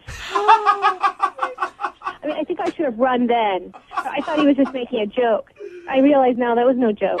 It was just getting weirder and weirder. And he has these long monologues about paper being the future, and I don't understand what he's talking about. So I'm not getting angry, but I'm confused, and I'm strangely interested because I've never been around someone who talks the way he does. Right. But at the same time, I'm repulsed. Right. So you get in the pedicab. Yeah. Did you jump out of the pedicab at a certain point? Listen, you guys, you don't know. This whole thing, it just kept escalating and getting weirder. And he stands up in the pedicab and he starts screaming, "I'm the king of the world," with his arms outstretched. and something just switched in me, and I just jumped out because the only thing I could think was I would rather be hurt and break my leg than spend one more second with this person. Oh my! It was just, I just couldn't do it anymore. Sarah, are you okay? Are you okay? Sarah, that's You know Guru. who this is? You recognize this voice? What? Are you Oh my okay? God! No! No, you guys! Listen. Oh no! Listen, Sarah. Oh shoot! Sarah, can you just hear him out for a second, though? Because he really liked you, and I think he probably feels bad about the whole pedicab thing. Guru want to make sure you're okay and healthy. I think that you have all this fire, which is the most beautiful thing about you. I feel like I've looked directly into the sun now, and I've come back from that. I just look. I am not attracted to you. That's just you're starting my thoughts. You start Guru sentences. That's chemistry. You can't buy that. But we have it together. I can't believe you would have the audacity to think I'd go out again with you after the places you took me, the way you behaved. I mean, it shows me what you think I'm worth if you take me to Costco to eat. Did you ever think of that? It makes me feel really that you would think it's honorable to take a woman to Costco. There's a reason that you and I have been on multiple second date updates. There's a reason we're not with someone, and it's because honorable to take a woman to Costco? There's a reason that you and I have been on multiple second date updates. There's a reason we're not with someone, and it's because we're special people. And we're a little bit off the grid, maybe. And so I thought you would appreciate those things that are unique. And that are unique. Maybe you don't. And I can't change that. Guru can't change your nature more than Guru can change nature. It's a very poignant statement, Guru. You keep talking in the third person. Why do you do that? It's horrible. It's obnoxious and it's crazy. Why? Sarah, you can call names and you can lash out. But Guru will still be here with open arms. There's no netting on this butterfly. There's no netting. There's no netting. Why? Sarah, why do you insist on having this netting around you? You're a beautiful butterfly. You should be free. But I have to go. You guys have to let me. You have to release me from this, please. Release me. Give this girl a break. Yeah. Give her a break. Sarah, don't you think you should have the decency at least to go out with him again? Like, listen to how much he liked you. Decency? Really? You're putting it on me that I'm not decent if I don't go out with a man I don't want to go out with. I mean, really? You think it's okay to pressure women like that? It's not the dark age. I'm sure if he wants all of us to be decent. No, I don't know that that's true, Guru. I want everybody to be decent. I think that's opposite, Guru. Guru wants everyone to look at the mountains more and the ground less and to walk around and take in what's around them. No, Sure I do. Guru wants everybody to do what he wants. That's what Guru wants. Guru wants the woman to shut up and go along with whatever he wants, even if it's a second date she's not interested in. So stop acting so lovable, because underneath it you're just a controlling piece of like a lot of other guys. And you just pretend you're different, but you take women to Costco, you ask them to sit spider style on a bus. That's revolting. That's really disgusting. So you, Guru, if that's even your real stupid hippie name. Oh, wow. Do you feel at all guilty for setting Guru up and Sarah together? This is like, it's like oil and vinegar, dude. Did you hear that passion at the end? I mean, eventually the wheels come off a little bit, but the passion is admirable. Yeah. He's undeterminable. It's passion. Passion. And Guru can recognize someone who's passionate. The wheels come off and the freaking engine falls out. Guru, did you learn anything from today's second date update? It's good. It's perfect, right? Because what do they say? If you get burned, try again, or don't be scared of burns. Something, but, Sarah's all fire. I think what they say is burns build character. No. So keep burning yourself until you get it right. I think they say don't play with matches, Guru, is what they say. Yeah. Yeah, I guess they did, and I guess I lit one around a flame, and it kind of blew back in my face. But Guru keeps going out there. I'll be the water to anyone's fire any day of the week. And I've got, Guru has a little spark in him, and I think the ladies would tell you that right away. And I'll tell you that, and a lot of people, and my mom would tell you that. There's a lot of spark in Guru. I think the one thing that you need to learn is not to take women to Costco and get chicken bakes on a first date. I don't think there's a lot of women that are going to like that at all. That's like third date material. You know what I say to that? What's that? Okay. All right. Okay. All right. Love you guys. Love you. Bye, Guru. Hello, Hi, can I speak to Tara, please? this is her. Hey, Tara, how are you? I'm an owner of a restaurant you recently gave a poor Yelp review to, and I wanted to have a quick word with you. Got a second? Tara, Okay. I'm just joking. This is actually Jubal from Brooke and Jubal in the morning on Moving 92.5. How are you? Who is this? Yeah. My name is Jubal from Brooke and Jubal in the morning on the radio station Moving 92.5. We do a morning show here in town. Why are you guys calling me? I'm sorry, I'm just a little confused. That's all right. I'm calling you because you recently went out on a date with one of our listeners. His name is Gary. And Gary emailed us about you because he liked you a lot. Oh, So- I know Gary. You know Gary. You guys, It's a start. you met at that Yelp party because you're both like elite Yelpers. Yep. Okay. Yelp. It sounds like you don't like Gary very much. Well, I don't know if I should be saying this on the radio. Tara, I want to say I appreciate your time. And if you're like scared to say something about Gary on the radio or whatever, remember, he actually asked us to call you because he wanted to know if he did something wrong. Just think of it as a Yelp review. Yeah. You know, honestly, a girl expects a guy to be a little chivalrous, you know, like on a first date at least. And you mean just like opening doors and all that kind of good stuff? Well, yeah, you know, like, I don't know. I consider myself a lady, you know, classy. I like to be treated like one. But the bill came at the restaurant, and he said, how do you want to split this? Oh, on a first date that he asked you out on. On a first date that he asked me out to. Yeah. And I was really taken aback. So I just kind of like reached into my wallet. I gave him a 20. I was like, okay, I guess this should cover it. And then he had the balls to just say, well, I think you had a bit more bread than me, and you also had a second glass of wine. Stop it. So he wanted more money? It. Wow. He was not counting what your charges should be. No. I gave him a little bit more money, and he goes, well, actually, I think maybe just a little bit more because that tip is only about 15%. Hey, Tara? Tara? Yeah. Gary is actually on the other line. Gary? Oh, Look, I always give 20%. I don't know why you wouldn't want to give 20%. So it's later. Even if I leave a bad review, I still leave 20%. Okay, That's all you know I was what? saying is we Kids weren't leaving aside, that. I shouldn't have had to pay for anything. I mean, if we had But decided I paid for the valet. I mean, I beforehand, you know, like, picked you up and stuff. I don't know, I wasn't it's doing too some expensive chivalrous for you. stuff. Maybe we should have gone to a Jack in the Box, Gary. I mean, seriously. And this was like our very first date, and I didn't choose this restaurant. We both said we wanted to review it together. I don't think it's weird to split the check on our very first date. I mean, like, this is not how someone wants to be treated when they want to take you out. You know, I'm it's with like I you. don't want to have to dig into my purse to like help pay for the sales tax. I don't know. It made me feel like honestly. Tara, would you not have had a problem with it if you had chosen the restaurant?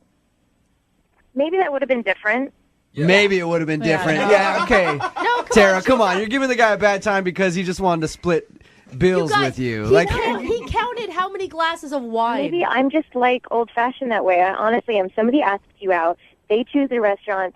He's taking me out. Like, he should pay for the bill. If that would have been that kind of date, I would have paid for it. But this was like a mutually agreed upon, like, we're going to go review this restaurant together. I don't know. Sounds like a business deal, not Yeah. a date. Yeah. You know what it's like to be on a date with you? I mean, you literally were, like, nobody does that. Guys don't do that. They don't. We were going to go review the restaurant, but to me, like, I thought it was like that was an excuse to, like, have you take me out, you know? Like, because I liked you. Like, I thought it would be fun to go. It was, it was a date. Now, Gary, would you have been okay if she would have just given you the 20? In hindsight, maybe that was where you should have drawn the line. No, I mean, 20 didn't even begin to, like, cover it. I don't know what that was. I don't know why I should be expected to pay for everything, especially because Exactly it's a what lot you of should be doing. expensive It's things. the first date. After this, like, the second date, third date, maybe we can split it. Like, that's just what happens on dates. Whoever takes them out pays for it. But you were ordering a $14 glass of wine. I mean, just think about that. Oh, It's like yeah. really expensive. Why would you do that on a first date? What's the difference between a $12 glass and a $14 glass? It's a $2 difference. Are you counting pennies? Like, are you super poor? Like, what's going on here? Tara, Really? practice a little self-control. All right, when you're out on a date, and don't order the most. Going out to a French restaurant. Yeah, come on, get All right. the house Merlot. You're fine. Well, how about this? How about this? We take money out of the equation and send you guys out on a second date, and we will pay for it. Yelp anywhere of your dreams. Yep. I don't know if we can afford Tara's taste. Tara, will you go out with Gary again? We will pay for a second date. Oh, man. I mean, maybe I should go out with you guys. No, because I'll make you split the bill for sure. Will you go out with him again? You know what? I would love to see Gary take himself out. I think that he should see what he's like on a date with himself. Wow. Gary, I'm sorry, man. Yeah, I guess our Yelp ors don't vibe or whatever. Gary, I'm also going to need your address because I need to present you with half of the bill for this phone call. That's cool. Brooke and Jubal in the morning. Hello. Hi, it's Vanessa there. This is she. Hey, Vanessa, how are you? This is Jubal from Brooke and Jubal in the morning. Who? Jubal from Brooke and Jubal in the morning. It's a radio show. You're on the radio? Yes. I'm going to go ahead and just going to guess that you haven't heard of the show before. It's a show? Like, Yes. It's called Jubal? Yes, it's a radio show. Is this like a country show? Is it like, do you guys talk about stuff? What's No, What? it's not. It's not. It's just, it's just a regular morning radio show. We do all kinds of wacky prank phone calls and things like that, you know. Are you pranking me? No, I'm not pranking you right now. I do want to talk to you about something, though, if you have a moment. Okay, I guess depending on what it is. Well, the other day, one of our listeners emailed us about you. About me. Yes. Go on. His name is Ben, and you guys went out on... Nope. I'm not interested. Wow, that was Okay. If you quick. have his contact information, just Wait. let him to know to stop calling me. All right, well, hold up, though. You didn't even let me finish what I was going to say. I don't need to let you finish. What? The answer is no. I don't know why he's contacting you to contact me. Is that what's going on? You don't even want to know. You don't even want to know why Ben would send us an email about you. I know why Ben is emailing you. He wants to go out with me again. He has made that very clear. You may Yes, want he to does. hear what he has to say, because Ben said some things that you did that weren't super awesome. I'm sure I know exactly what he said. All right. Well, It was not a good night. Ben was not a great guy. You know what? To be honest, I thought he was. At first, my friend really talked him up, and it's a no. It's just going to be a no. can I ask you a question about the date? Is that possible Yeah. without you getting Sure. mad at me? Okay. He said that when you guys went out, everything went fine. Like you guys were getting along, and then you started just raging about the waitress, and you got so angry that you ended the date by storming off to your car and haven't talked to him again. Mm-hmm. Yep. Okay. So, but from talking to you, it sounds like you were angry with him. Yeah. Ben did not pass the test, and that's no more dates for him. What's the test? Wait, what test? To be honest, I am very attractive. I'm sure Ben made that clear to you. I am a very attractive person, and I'm not being haughty about it. I'm just being real. I'm generally attractive to most people. Okay. All right. Hey, Very humble. confidence is a good thing. Yeah, very humble, too. Yeah. No, of course. I'm aware of that, and I'm not a shallow person. Obviously, Ben is attractive enough, but he's not. I'm more attractive than Ben is, not to be mean. Okay. But a lot of times, I have to deal with people who only want to date me because I'm attractive. So I set up a test process so that I can weed out the bad ones. That's What was the actually test? kind of genius. Like, I don't understand it because I'm not that hot. Thank you. But Oh, I'm sure you're very hot. What was the test? When I date guys, the first date is like when you find out what they're made of inside, like what kind of guy they actually are, not just looks, not what they're based on. And a lot of guys will just want to date me because I'm hot. So Right. I make it so I kind of provoke them to call me out on my shit. So that's why whenever I go out on a first date, I choose the restaurant. So the waitress is my friend, and so I wasn't being unfair to her, but I act unfairly. I call out little micro things like the water being messed up or not tall enough or quarter inch from the top. Like I've told him that I've waitressed before and that she is a waitress. And I just badger the waitress. And if he isn't willing to call me out and tell me that I'm being a jerk, then I don't want to be with somebody who would just agree with me because they're like, well, she's hot. Screw it if she's a mean, horrible person. this is the most, at first I thought you were super vain, but now I just think you're an evil genius. Genius! I was in the restaurant industry for years. This never happens. Oh, it's happened. You just don't know about it. I'm not the only girl doing this. Wow. Dude, I So the love waitress it. was your friend. Yeah. She knows all about this. And he just went along with the whole thing. Yeah, he just kind of like shrugged and was like, oh yeah, like we'll get another menu. And like, oh yeah, the water does seem weirdly small from the top. I'm like, that makes no sense. Is it almost fun for you? Like, how far can I go before this guy actually stands up for what's right? This is making me sound like I'm like an evil like sorceress who's like thinking of all these ways to do things, but it's not like that. I honestly want to find somebody of substance, like a partner who's willing to call me out. And, you know, I've done this a dozen times. I mean, and out of all those, I've literally only gone on a second date with one guy. Really? And it's because he called me out. He was like, you're kind of being a jerk. And I was like, oh, round of applause for this one. Let's try this out. Oh, my God. One dude out of dozens actually call you out for being an a-hole because everybody else just wanted to date you because you're hot. I'm glad that you're impressed by all this, but are we done with this phone call? We are almost done. I just have one more thing I need to say to you. Okay, what else do you want to know? I feel like I've told you everything. Oh, I don't want to know anything. I just want to let you know that Ben is actually on the other line listening to this conversation and really wants to talk to you. Are you serious? Yes. Ben, you there? Or did you run away? No, I'm definitely here. Vanessa, that's pretty what you did back at the restaurant. And look, I'm going to call you out now because apparently you like that kind of thing. And I didn't call you out back then because I'm trying to be a nice guy. And this is the first freaking date that I have been on with you. I'm not going to, like, cause drama immediately. I get to know somebody. That's not first. drama. I'm trying to get That's to not know drama to call somebody out on being mean. You could have easily just been like, nope, that's the water isn't weird. Do you have a problem with this waitress? You could have literally said anything instead of just being a little, oh, yeah, it's fine. That was you. That's what it felt like being on a date with you then. You get to know somebody first. And then once you get to know somebody, then you can call them out for all their So I'm just trying to get to know who you are. And you're but you called no. You called a radio station to try and get a second date with me, even though I was an asshole. So if I wasn't attractive, would you want a second date? If I didn't look like this, would you want a second date? That's a no, isn't it? Okay, well, in case in point. I mean, Ben, you've got to be honest. Like, you didn't say one thing about her other than how hot she was. Like, I honestly don't know anything about Vanessa. Why are you giving her more ammunition? She doesn't know that. Look, everybody is attracted initially by beauty. That's just the way it works. Mm-hmm. I'm not saying that you're a terrible person, but you're not the right person for me. I'm looking for somebody who is willing to call me out, willing to communicate with me if I'm being irrational about something. I don't want you to just be like, oh, pacify it, it's fine, I can have sex with her later. Like, it's great, it'll be worth it. I don't really know what to do. Look, I feel like I've been scammed, okay? Like one of those scams over the internet where you lose all your money and you don't really know what happened.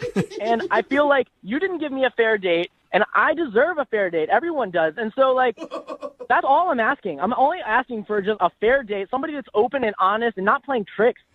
Hey, Vanessa, would you like to go out with Ben one more time? We will pay for a second date.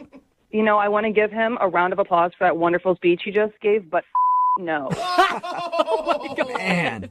You are brutal. You made a point. Well, you know what? Look, okay, that kind of steals the deal for me because if you're going to be an asshole like that, I wouldn't want to date an asshole anyway. Oh, now he doesn't want to date an asshole.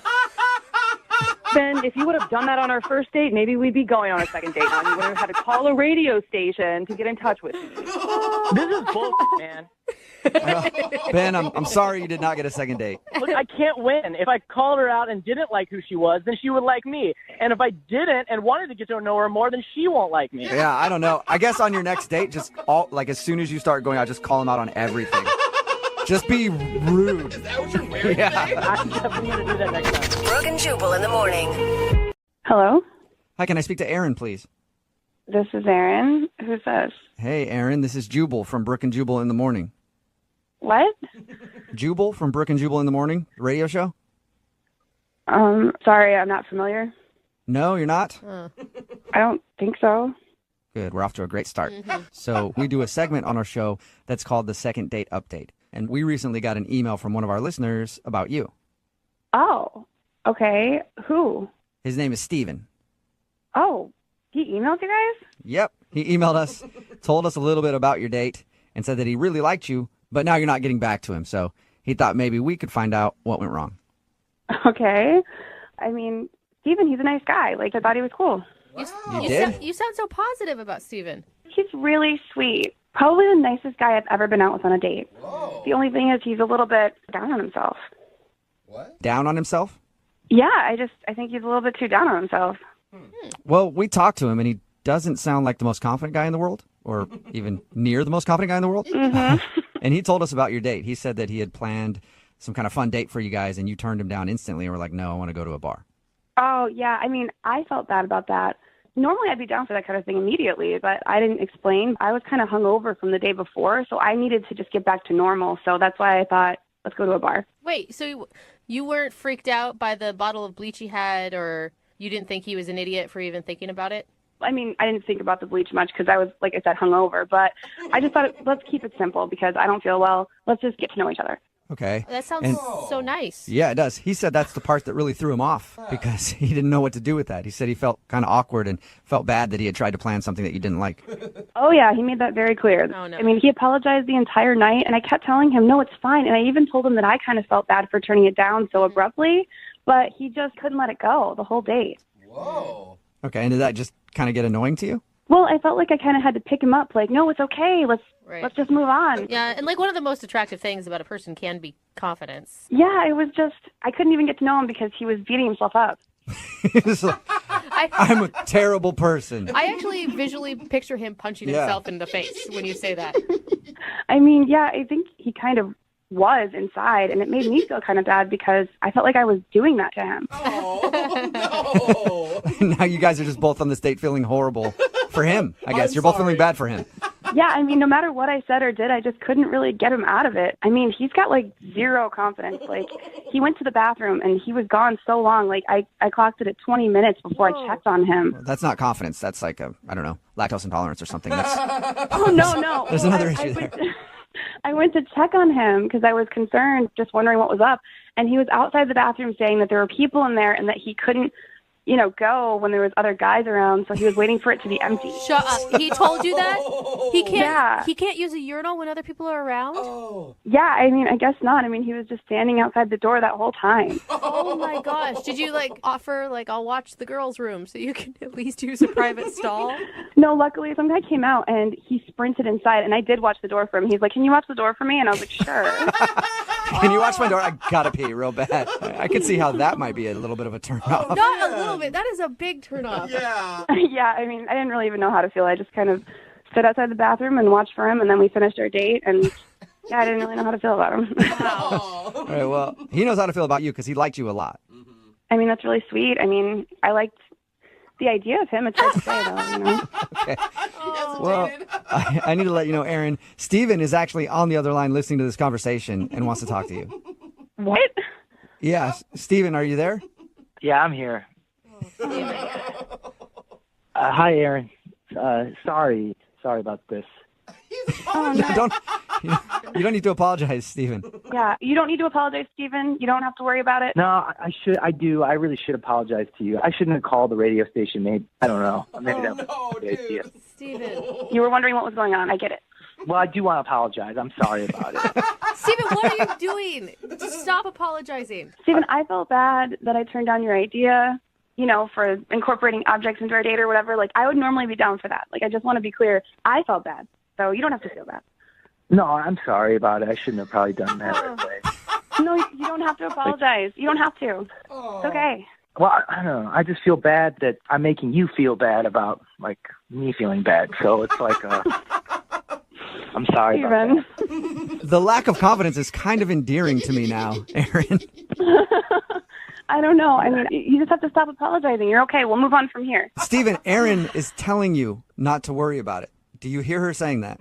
Yeah, I heard her. No, and I appreciate that. But, I know the truth, and it's probably more on some of the things that I've done. So. You don't know the truth. That's the thing. Everything about you sounds really great and attractive and something that Aaron would want, except for this piece of you that seems to overshadow everything else. Like when you were talking about skiing and you made a joke about the bunny hills and I cracked up. Do you remember that? I mean, you were really funny and charming.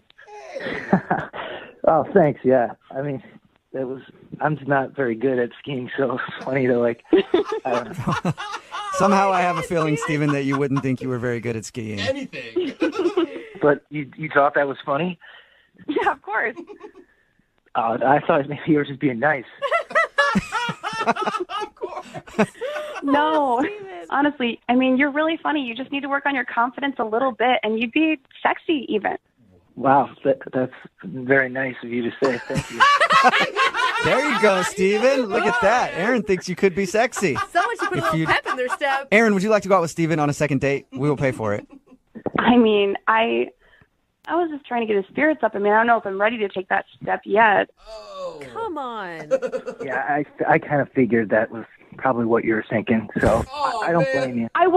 Steven, I wasn't just trying to be nice. I just don't know if you can stop beating yourself up. I don't know if you can stop. If you can stop this and just be with me. I mean, I'd love to on a take you date. on a second date, Aaron. I really would. And if you would, I'll work on my confidence, I guess, but I can't guarantee anything. Steven, try it again. Try that again, and then Yeah. say that you guarantee it. I want to see if you can do it. All right, I do it. All right, cool. Okay. Well, I really would love to take you on a second date, Aaron, and I'm going to work on my confidence. So, you know what? I guarantee it. Whoa, there you go, Aaron. That's a Steven guarantee. That's as good as gold. It's almost like a pitch man now. And you know what? We're probably going to have the time of our lives. Probably. Oh my God, you're so Come on, Aaron. adorable right now. Aaron, just give him one more shot. You cannot say no to that. All right, yeah, I'll give you a shot, but don't put too much pressure on it, okay? Just be No, you. I'm going to Just play be cool. confident. Yeah. I'm going to play totally cool. You sounds like you're a master of that, Steven, so good luck, man. All right, looking forward to it. I can't wait. Steven's so excited. Brooke and Jubal in the morning. Hello? Hi, is Adam there? Yeah, this is him. Hey, what's up, Adam? How are you? This is Jubal from Brooke and Jubal in the morning. Hey. Hey, what's going on today? Not much. Why are you calling me? Oh, just checking in, man. Just, you know.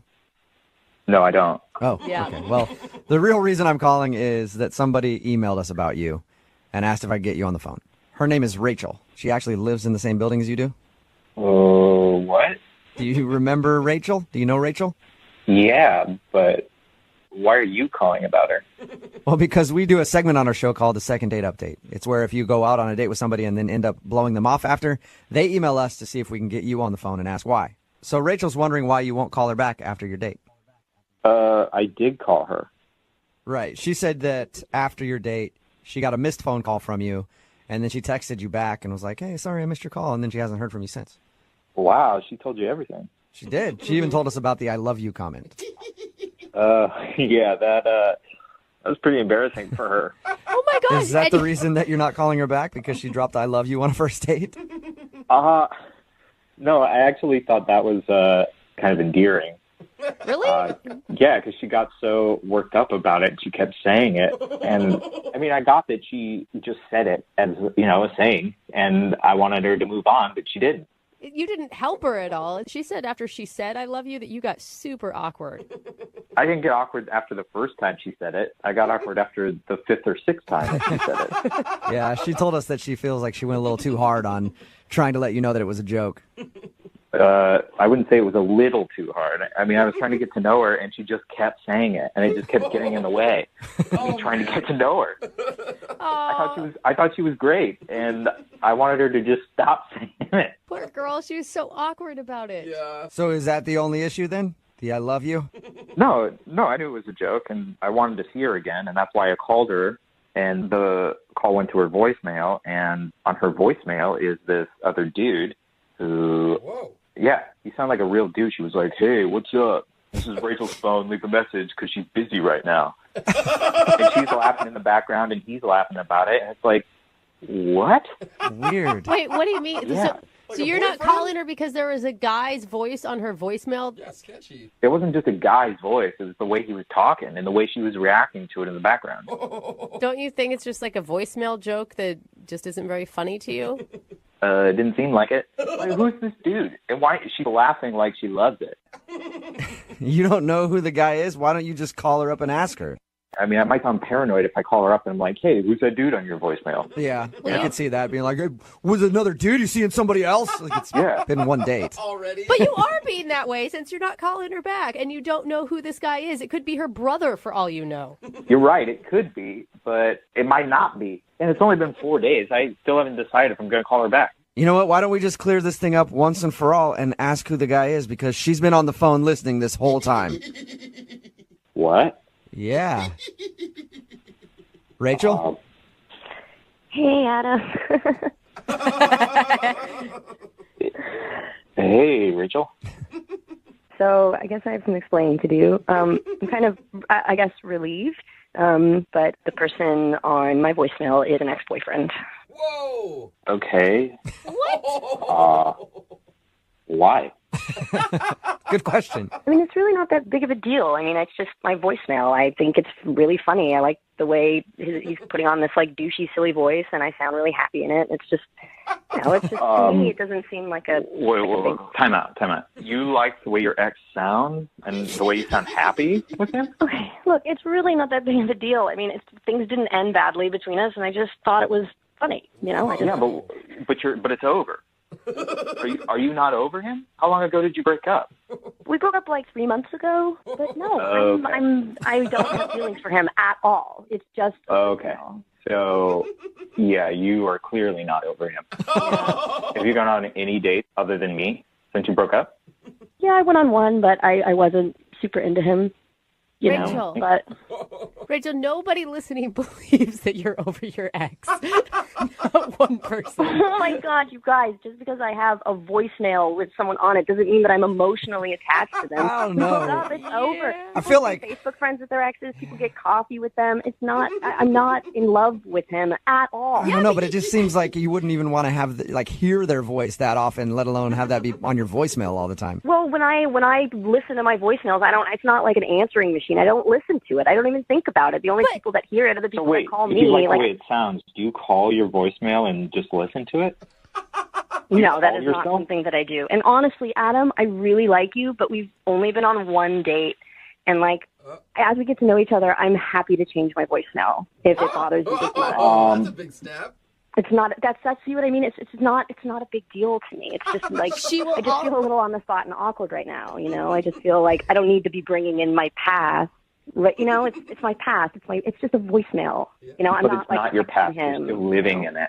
Adam, she said that she'll take the voicemail down. That's a first step. I'm sure she'll get rid of her photo collages that are in her apartment as well. She said she'd do it after we get to know each other. That's not. It's got to be done. Well, hey, Adam, would you like to go out on a second date with Rachel? We will pay for it. No. That was quick, Adam. You don't even give her a shot, man. I mean, you've gotten out of relationships. We all have. And after 3 months, it's sometimes hard to let go a little bit. Mhm. She's ready, man. Yeah, she's clearly not. You say, so it's a no. You're not going to give her another shot? Listen, Rachel, I like you. I like you too. I think we got along really well. But I think there's some things that you need to examine. And once you've done that, hit me up. Okay, so you mean like Oh my 3 God, months? Adam, come on. 6 months down the line, Adam, after she's had time to heal? Yeah, I think so. I mean, oh my if they've God, worked together Adam, for a you're year. making a huge mistake right now. I just want to eat food and make out with you, and I'll delete my voicemail. It's not a big deal. I don't know what happened to you, but if you have bad experiences with people messing around with their exes or something, there is no unfinished business. And if you feel this strongly about it, there's nothing I can say. Come on, Adam. Did you hear Adam, eat some food and make out. Yeah, that proposal doesn't fall into your lap every day, Adam. Awesome. If I weren't over him, would I be on the radio trying to get a second date with you? Come on. It's a good point. Would you still have his voice on your voicemail? You could be my new voicemail if it makes you feel better. Wow, I'm honored, but I'm gonna have to pass. Oh, I can't believe that. She was even honest the whole time. Come on. Sorry, Rachel. No second date. Man, I really thought it was because of the I love you thing, and now I'm learning it's because of something bigger. It's because of the I love you thing with your ex. That's what it is. Brooke and Jubal in the morning. Hello? Hi, can I speak to Ross, please? Yeah, this is Ross. Hey, Ross. How are you, man? This is Jubal from Brooke and Jubal in the morning. Who? Jubal from Brooke and Jubal in the morning, the radio show. What radio? I'm not familiar. It's a morning radio program where we talk in between songs and stuff. It's really on any You radio ever- that has a FM dial. Yeah, you ever heard it? That was a stupid question because you obviously haven't heard it. See how Good point. Okay. What do you want? Well, I wanted to talk to you because one of our listeners emailed us about you. I don't know what that means. You went out on a date with a girl named Cassie recently. Oh, God. Okay. That's a positive review already, Ross. And Cassie emailed us because she said she really enjoyed going on a walk with you and thought that you enjoyed it too, but now you're not calling her back, so she's wondering why. You sound really not into Cassie at all. Correct, yeah. Okay, do you mind telling us why? Well, we're kind of in like a legal dispute at the moment. You talking about the car accident? Yeah. How do you know about that? Well, she told us how you guys met, how she hit your car and then you got out and yelled at her and then stopped and told her she was beautiful and asked her out. And why would there be a legal dispute? It sounds like she rear-ended you. It was her fault. Yeah, I don't think I should really go into details or talk about it. Okay. Well, okay, so forget the legal thing, forget the car accident. Let's just focus on the date. Did you not enjoy spending time with her? Not particularly, no. Really? What? Didn't you guys, she told us that you held hands. Like, holding hands is pretty intimate. Well, yeah, she asked me to hold her hand when we crossed the street. I don't know if that's romantic or not. So it wasn't like you grabbed her hand and held on to it as a romantic gesture. No, I didn't pull like a Cary Grant or something. She said, hey, can you hold my hand while I cross the street? I was like, all right, whatever. What? Yeah, sure, I guess. It's kind of weird, though. Like, is she scared to cross the street? I think she was trying to flirt. How do you go from getting in a car accident and being so stunned by her beauty that now you sound like you can't stand her? How does that happen? First of all, I'm not sure if I was stunned by her beauty. She was crying so much and freaking out that I was trying to do anything to get her to calm down. And I felt really bad because I just yelled at her like a crazy person. So I just said something. So you just said you're beautiful because you thought that that's what every woman wants to hear and it'll calm her down. Yeah. Okay. So you didn't want to go out on a date with her? Why even go? Well, I did want to go on a date. Oh, you did? After I calmed down, I thought, she's actually pretty cute. But then I went out on the date and I thought, oh my God, this is a terrible idea. What was so terrible about it? Because according to her, there was like nothing really interesting. You just walked around and, from her perspective, enjoyed each other's company. Yeah, we walked around, but then she, within 5-10 minutes of the date, she starts making jokes about how the wreck was partially my fault. Really? Okay, so she's joking. Yeah, and I was like, ha ha ha, funny. And then came up again, and it came up again, and she just kept joking about it as if she was trying to convince me that the wreck was my fault through these lame jokes. And I'm like, what is happening? And it got me really frustrated, and I really didn't like it. And I was getting really annoyed, and I was starting to get that feeling back when I was yelling at her when she was in the car, and I didn't want to do that. So you didn't want to go off on her again during your little date. Yeah, by the end of it, I was really, really trying to hold it together. And then she asked me up to her place, and I was like, absolutely not. So I said, no, thank you, and went home and just yelled into a pillow. Wow. She can really get you fired up. There could be some passion there that you're missing out on. No. And then, to make matters worse, when I get home, I see an email from her insurance company saying that they are disputing whose fault the accident was. Oh. But that might not be her. That may just be her insurance company. Maybe, but she was joking about it, and then I found that out. Yeah. So I want nothing to do with her. Okay. Well, that's unfortunate because she is on the other line listening and wants to talk to you right now. So. Hey, Ross. Oh, my God. I was just joking. I thought it was funny, Yeah, maybe one time would have been funny, but 6, 7, 8, however many times it kept coming up, it wasn't funny. It was annoying and was untrue. Not that frequent, and you know that. It was not that frequent. Maybe I just read that you thought it was funny. I just, come on, people get wrecks all the time, and it's kind of funny that it played out this way. I thought it would be funny to, say that's how we met. Yeah, it's how we met, but you're getting the facts wrong, okay? It wasn't my fault. You rear-ended me. It was clearly your fault. It was kind of your fault. Oh, wow. No, it wasn't. There was no kind of. There was zero fault on you rear-ended me. That's how that works. Oh, come on. Don't be like that.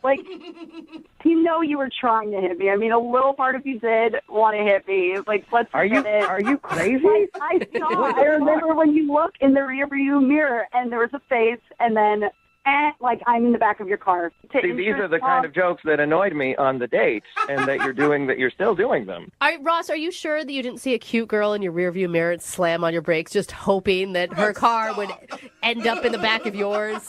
Right. I thought it was kind of charming. I see what you're doing. You are trying to get me angry again, like you did before, and that's why I stopped the date. I mean, you thought I was beautiful and I cried, right? Yeah, you're a very pretty girl. That's correct. Good for you. Yeah. This is not a game, okay? This is a legal matter. There are repercussions coming. This is not funny, okay? Stop trying to play it off like we're teenagers.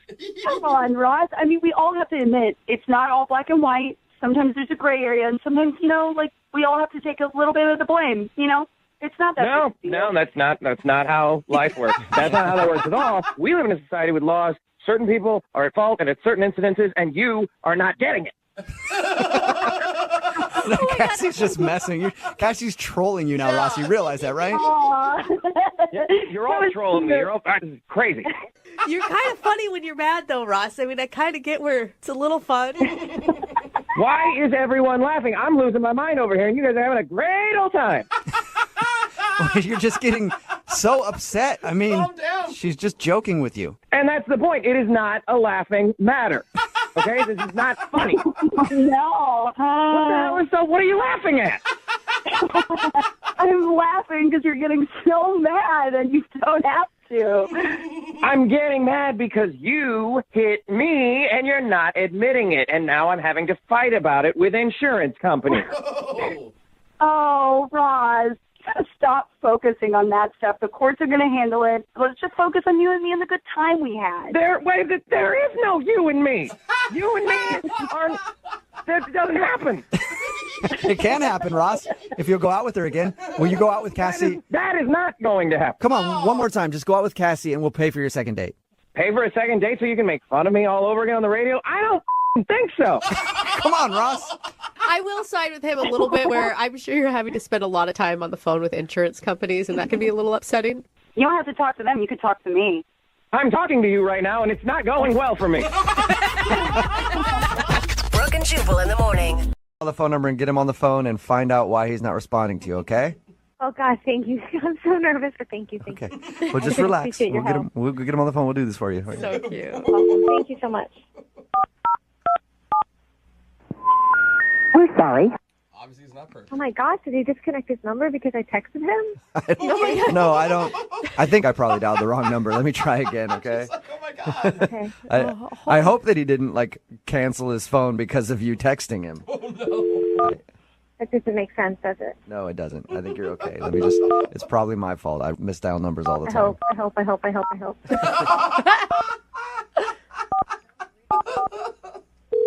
There we go. Hello? Hey, I was looking for Ray.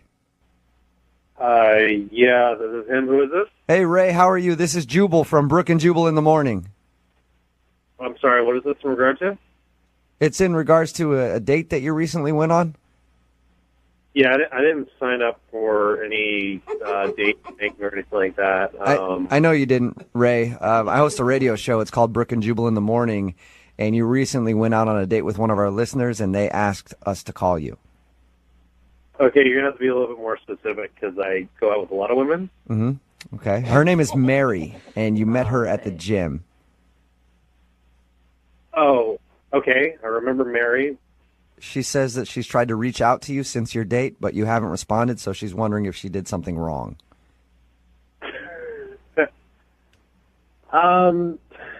I know it's a weird phone call. It's a segment that we do on our show called the Second Date Update. If you don't call somebody back after a date and they have a question as to why, they'll email us so we can get you on the phone and ask. So we're asking on Mary's behalf if she did something wrong on your date.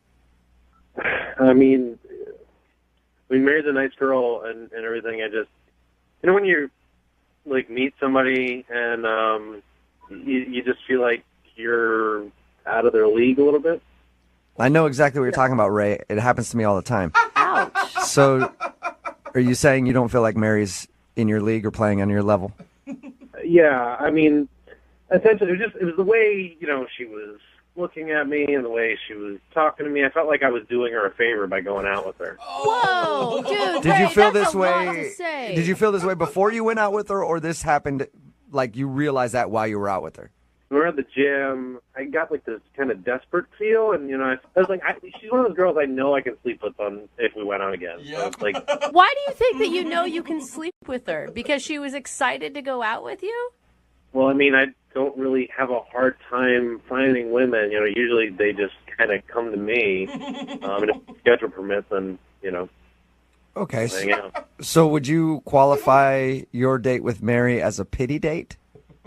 Yeah, I feel like that's a little harsh, sometimes you just gotta slum it, you know what I mean?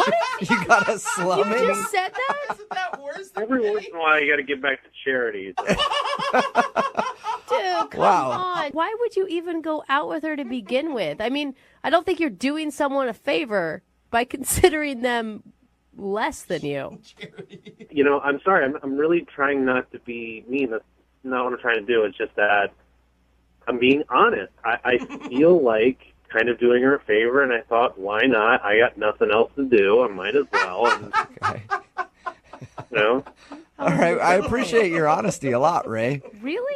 Yeah, I mean, it's hard to find people that'll just be blunt about that kind of stuff. Normally, people always are like, well, I don't know. We just didn't have good chemistry.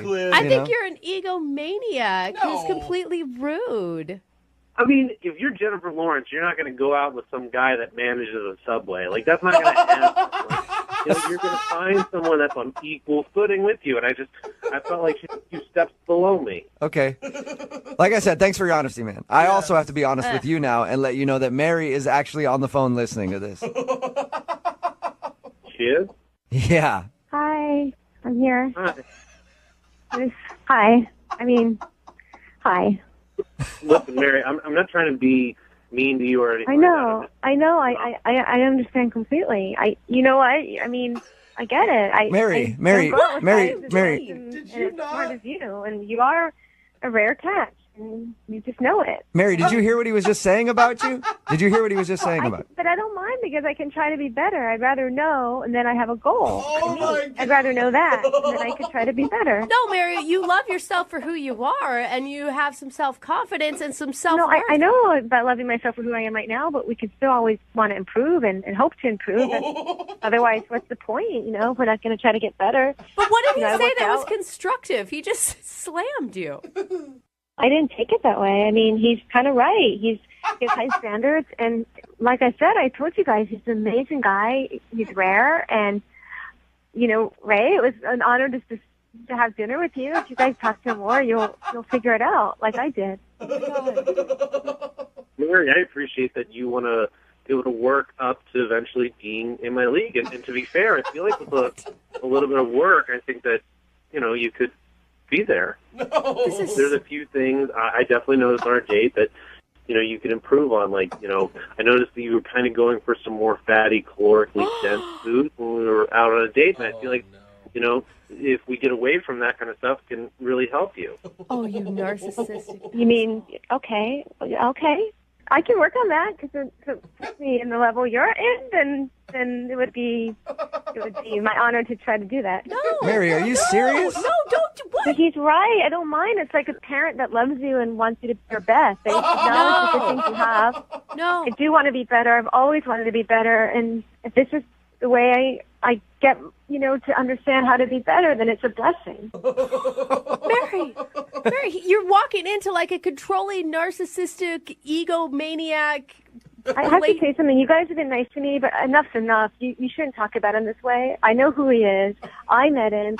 You're maybe just jealous. Please stop being so rude to him, or I'm going to have to get off the phone. Mary, I'm sorry we're being rude to Ray. Ray, do you feel like we're being rude to you? Yeah, we're being very rude to him. Fair, yeah, I feel like there's some unfair, jabs being made at me because all I'm trying to do is just make Mary become the really pretty person I know that she can my become. God. Okay. Mary, I want to shake you. What are you doing? Well, in that case, I know what I'm doing. I'm an adult, and I don't think it's very respectful what you guys are doing. Hey, Mary, it's true. You're an adult. You can make your own decisions. And if you feel like Ray is right and you were out of his league and apparently you want to work on getting into his league, I'll ask the question. Would you guys like to go on a second date? Ray, we will pay for you to go on a second date with Mary if you will accept. Yeah, but I can't promise there'll be another date. After that, okay. Mary, are you willing to give it another try? I hope we have another date, but I think it's just great to have an opportunity to try again. So, yeah. All right. Well, congratulations, you guys. So sick. We're sending you out on a second date. Ray, I have to tell you, thank you for giving me another chance. I will not let you down. I promise you. I promise I will not let you down. You're welcome. Okay, Think about thank you. how every butterfly starts out in a caterpillar. Brooke and Jubal in the morning. Hello? Hi, is this Amanda? This is Amanda. Amanda, how are you? This is Jubal from Brooke and Jubal in the morning. I'm sorry, who are you? Jubal from Brooke and Jubal in the morning. I don't know. It's a radio show. Okay. Nothing? Big listener. Amanda, I'm just going to cut to the chase real quick, okay? You went out with a guy named Aaron last night. Yeah. All right. And Aaron emailed us this morning to see if we could call you because he's been trying to get a hold of you because he says that you stole his wallet when you left this morning. Wait, what? Yeah. Aaron says that you took his wallet. Did you take his wallet? No, he thinks I took his wallet? Yeah. He's saying that you guys hooked up last night after meeting at the bar, and when he woke up this morning, you were gone, and so was his wallet, and he's convinced that you took it. Yeah, I woke up this morning because I had a meeting at work. I woke him up. I told him that. He was like, yeah. I told him I had to get to work. I told him I was leaving, but I didn't take his wallet. Amanda, that's bull, and you know it. Well, what? Amanda, that's Aaron. He's actually on the phone. Yeah. What the hell? Amanda, or whatever the your name is, I know you have my wallet. First of all, whatever the my name is, who the are you? I never took your wallet. Your wallet. And you know what? You were so drunk. Go look around your apartment for your wallet. I did look around my apartment. The reason it's not there is because you took it. I didn't take your wallet. We were making out on the couch. Did it fall behind the couch? Did you look there? Are you serious, Amanda? Do you think I'm a huge idiot? That's the first place I would look. Are you? Yeah, I do think you're the biggest idiot. Go look around your apartment. Go look in your kitchen. How dare you accuse me of stealing from you, you piece of I kind of believe her. Really? Yeah. What the am I supposed to think? I wake up, she's gone, my wallet's gone. I've looked everywhere in this apartment. She's accusing me of being that dumb. That. Yeah, but Amanda, did you take his wallet? No, I didn't take his wallet. I don't know what the this is about. Tell him to go look in the kitchen. Tell him he's not going to listen to me. You guys tell him to go look in the kitchen. Go look in the fridge. Look in the fridge. Why would I look in the fridge? Who put the fridge in a wallet in the fridge? Are you serious? I'm not doing that. You were so drunk, you idiot. All people put their wallets, and let me look in there. Oh, it's not there. Oh, big surprise, because I know somebody else has it who left this morning. I don't have your wallet. It's in your apartment. I mean, this is nuts. I don't even know what this. Let me go look in the oven real quick. Oh, guess what? There's no wallet in there. Oh, hold on. Let me go look in the microwave real quick. That sounds like a great idea. Let me pop this microwave open and see if there's a wallet in here. That's where everybody keeps their wallets. Oh, Aaron, you gotta calm down. I mean, you guys have to have some sort of a conversation about this. Aaron, are you there? Hello? Oh, me. The put it in the microwave. It's actually in there. Ew! Why the would I put it in the microwave? I didn't even go in the kitchen. You kept going in there slamming stuff. You were just being funny about it. You drunk piece of. Oh my gosh! To my microwave where no one puts a wallet ever, and all of a sudden magically it's there. Aaron, I highly doubt that Amanda hid your wallet in the microwave. I don't know why somebody would do that. Exactly. Who puts a wallet in the microwave? Are you being serious right now? That's the worst. You did. You did. You did. Dude, Aaron just owned up to it. You made a dumb mistake when you were drunk. Why are you so angry still? You have your wallet. This is some up shit. I don't know who to believe in this, but I don't trust anybody. Aaron, you said yourself you were drunk. You don't think you could have put it in the microwave? Dude, who puts it in the microwave? All of a sudden they have a terrible idea looking in a fridge. I don't know. And it's all magically in the microwave? I've been really drunk before, and I've done weird things. I've put my wallet in weird places when I've woken up. Never a microwave, though. Guess what? This guy's a weird drunk. I believe that, Amanda. Wow. Well, Amanda, thank you for your time. I appreciate it. Yeah, thank you for wasting mine. Aaron, at least you found your wallet. Yeah, that took long enough to find it. Don't you want to apologize to Amanda for accusing her of stealing your stuff? I can't even figure this out right now, but yeah, I guess I'm sorry that, I guess I'm sorry. You hear that, Amanda? He guesses he's sorry. Wow, that's sincere. Yeah, I guess he's a head, basically. All right. Hey, you know what? I would love to ask you, Amanda, if you will go out on a second date with Aaron. We will pay for it. You're kidding me now. No, I'm serious. I really want you to go out on another date with Aaron. I'm never going on another date with Aaron. Why don't you go on a date with Aaron? He can put your somewhere and tell you about it and get it all up. No way I'm going out on a date with Aaron. I don't know where my wallet's going to end up. Aaron, at least you got your wallet back. No second date, though. Yeah, I guess I know to look in the microwave next time. Learn something new. Can I go back to work now? Are we done? I don't know. Aaron, are you done with Amanda? You have anything else to accuse her of? I don't know. Is anything else hidden in my apartment that I should know about? Brooke and Jubal in the morning.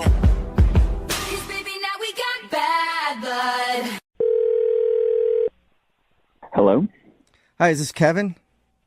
Yeah, this is Kevin. Kevin, what's up, man? How are you? This is Jubal from Brooke and Jubal in the morning. Okay. Okay. Hi, Kevin. You familiar with the show at all? I am. Okay. I'm just curious why you're calling me. Well, I'm calling you because somebody emailed us to give you a call for a second date update. Oh, they did? Mm-hmm. Really? Yep. Like, seriously, somebody did this? Nah, just calling you out of the blue, just making the whole thing up. All right, bye. See ya. Yeah, that was it. Best prank ever. Ooh, sweet. Yeah, got you. Burn, Kevin. Okay. All right. I guess it's going to be one of those days. You got me. No, I wasn't. It's not really a joke, I'm actually Kevin. calling you for a second date update. Okay. You are. You really are. Okay. Yes, I am. I see. I think I might know what this is about. Really? Okay. Do you know who might want to email us to figure out why you're not calling them for another date? I've got a feeling. But I'd rather hear you say it than me. Let's try to say it at the same time, okay? Ready? Okay. 3, 2, 1. Emma. Emma. You didn't say it at the same time, but yes. He's bad at counting. Her name is Emma. Yes, Emma. Yes. Yeah. Wait, are you purposely not calling Emma back then? Am I purposely? Yeah, like you're avoiding her. I was hoping that it was just because you've been too busy or something. I had a nice time with her, but I went kind of like digging on her social media, and what I found was like a huge turnoff to me, if I'm being honest. It was a big, big turnoff. Her social media was a turnoff. Is it too many selfies or something like that? No, it wasn't anything like that. It wasn't like inappropriate pictures or anything like that. Her grammar is atrocious. Did you say her grammar, like her writing? Yes, her writing. Yes, her writing is atrocious. It's a travesty. Okay, so you don't want to go out with her again because her grammar is bad. Oh, big time. Like she uses double negatives. Like that annoys that annoys me. I almost cursed it. That annoys me a lot. But she wasn't that wasn't something she used in her normal speak. So it wasn't an issue when you guys were hanging out. Well, we only spent like a little bit of time together, so I don't know. Things seem fine there, but go to her social media, it's insane. Like she doesn't know the difference between your and you are. Yeah. Oh, yeah. Doesn't know the difference at all. Yeah, but what? Okay, hold on. To her defense, a lot of people use social media to just quickly throw out thoughts. And what if it's something where it's auto-correcting on her phone? I mean, that can happen, but does it happen more than once and multiple posts a day? I was like, oh, come on. And also there's like a Google search. You can Google proper grammar if you don't know it. It's already getting me like annoyed.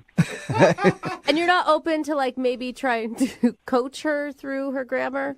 Oh, like that's going to go over real well. Yeah. Hey, I noticed your social media makes you look really stupid. Can I teach you a few things about words? Like how to write? Yeah. I have something to say about this. I'm sure you do, Emma. Hey, Kevin, Emma's on the phone and wants to talk to you. Oh, I forgot you guys do it this way. Yeah, that is how we do it. Yeah. Are you kidding me? My grammar is terrible. That's why you haven't called me back. That's the reason. That's the big thing that you can't even a double negative on my social media has turned you off that much. I mean, I'm being honest. Would you rather me lie to you? I'd rather you tell me instead of just not talk to me while I call you and try to set up another date. Just end it if that's what you want. But a double negative, your instead of your, I know the difference. Are you sure you know the difference? Oh, that was just rude. Wow. Yes, I know the difference. Your, Like you end Y-O-U, apostrophe R-E means you are, Okay. like you are being a That's what that means. I think that was appropriate. That was the right grammar. You're a bigger grammar offender than you even know. Like, you don't end a sentence with a proposition, okay? What?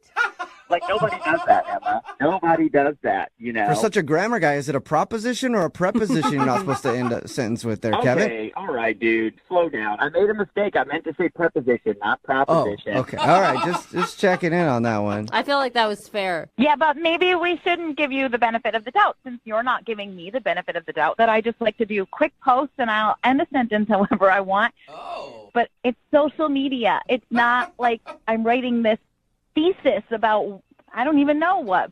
I just don't understand why it bothers you so much. What bothers me is you use a punctuation within parentheses. That's what, if we're really getting into it. So, you know. We're really digging deep on this one. Oh, my God. Yeah. Both of you. Wow. I mean, you're just digging here. There's got to be another reason. There's got to be something else that you're just not saying that you're not calling me. There's no way that a punctuation in parentheses bothers you that much. I think everybody in the world knows, except you. You put parentheses outside of punctuation, okay? Parentheses outside of punctuations? I didn't get that one either, Jubal. I misspoke, okay? All right. I meant punctuations outside parentheses. That's what I meant. That's what Oh, I my meant. God. For someone who's so upset about my punctuation, you're doing an awful lot of misspeaking about it. Emma, does this make you want to maybe go back in and edit some of your posts, though, so that they look proper? No, that. You and I had a really good connection. Our dogs even connected. Our dogs got along so well. I feel like we had a really good date, and for you to not call me back because of the grammar on my social media, it is not only ridiculous, it is pretentious. Oh. Wow, those are a couple of big words that you used there. I'm pretty impressed. Well, does that mean maybe you want to go out with Emma again? Kevin, would you like to go on a second date with Emma? We'll pay for it. I mean, why would I want to after I basically felt like I was insulted to my face? So You and were also, who cares if our dogs got along? There's bigger things in the world than whether or not two dogs get along. Yeah, there's those whole punctuation and parentheses thing, you know? Exactly. And I don't want to go on a second date with someone who's going to be so nitpicky about a social media post is not the kind of person that I want to be around. Yeah, you're... Oh, nitpicky, a big word again. Good. Oh, God. Can you guys just, hang up on him? Because he is an idiot. You would be doing me a favor if you did that. Okay, well, Okay. that's ended See well. you, Kevin. Yep. There you go, Emma. I hung up on him. Oh, thank you. Does that feel that's- better? It feels really good. I don't even want to post on social media or write anything on social media anymore because it's just going to make me think of this Jack. Well, I think maybe Kevin helped you in a good way, okay? Because that whole parentheses, punctuation thing, I'm super glad we got that cleared up, Emma. I mean, to be honest, I forgot about that rule, but... You're admitting it. Oh, my God. All right, Emma, well, better luck next time on getting a Thank you. second date. Hope you don't not get one later on in the future. That's a double negative. That was and really if you know good what second grammar. date's about. All right. Yeah. Brooke and Jubal in the morning. Hello? Hi, is Rick there? Yeah, this is Rick. Rick, how are you, man? My name is Jubal. I host the morning show, Brooke and Jubal in the morning. Okay, are you serious? Yeah, man. How are you? I'm good. What's up? Well, I'm calling you today because I wanted to speak with you about a date you went on. A date I went on? Mm-hmm. What are you talking about? I'm talking about a girl named Amy that you met off of Instagram. Amy? Yeah. We do a segment on our show called the Second Date Update. Basically, it's where if you go out on a date with somebody and then end up not calling them after, they email us to see if we can get you on the phone and ask what happened. Oh, my God. So Amy has been trying to get a hold of you, but you're not returning any of her phone calls or text messages, so she asked if we could get you on the phone and ask what happened. Are you serious? Yeah, I am. You really want to know how my day went? I do. Even more than me, Amy wants to know because she says she can't really remember the last part of it. Yeah, well. She did tell us a little bit about the date and said you guys were arguing at some point, which is a great way to end a date, by the way. I thought it sounded really romantic. Lasting impressions. Yeah, it definitely was not romantic. So what was it? What were you guys arguing about? Do you remember? Yeah, I remember. I don't know if it's okay to talk about it on the radio. Like, I don't know if she would be cool with that or... Well, she kind of has no choice because she agreed to do the second date update, so she wants to know. All right. So I went over to her place, and we were making out in her bathroom. And Your bathroom? That's... Yeah, in her bathroom. Okay. Just kind of like where we ended up. And things were getting hot and heavy, and, at one point my shirt came off. And then she just kind of turned and she looked at the mirror, and she started, like, freaking out. And she looks at herself, and she's like, oh, my God, I look so ugly. Weird. That's so sad. Yeah, and I was like, no, you don't, not at all. And she didn't, right? Like, she's gorgeous. Okay. So I was like, no, you don't, right? And I'm trying to, like, make her feel better. And she's like, no, I do. And she's, like, working herself up. And I'm feeling really weird because my shirt's off, right?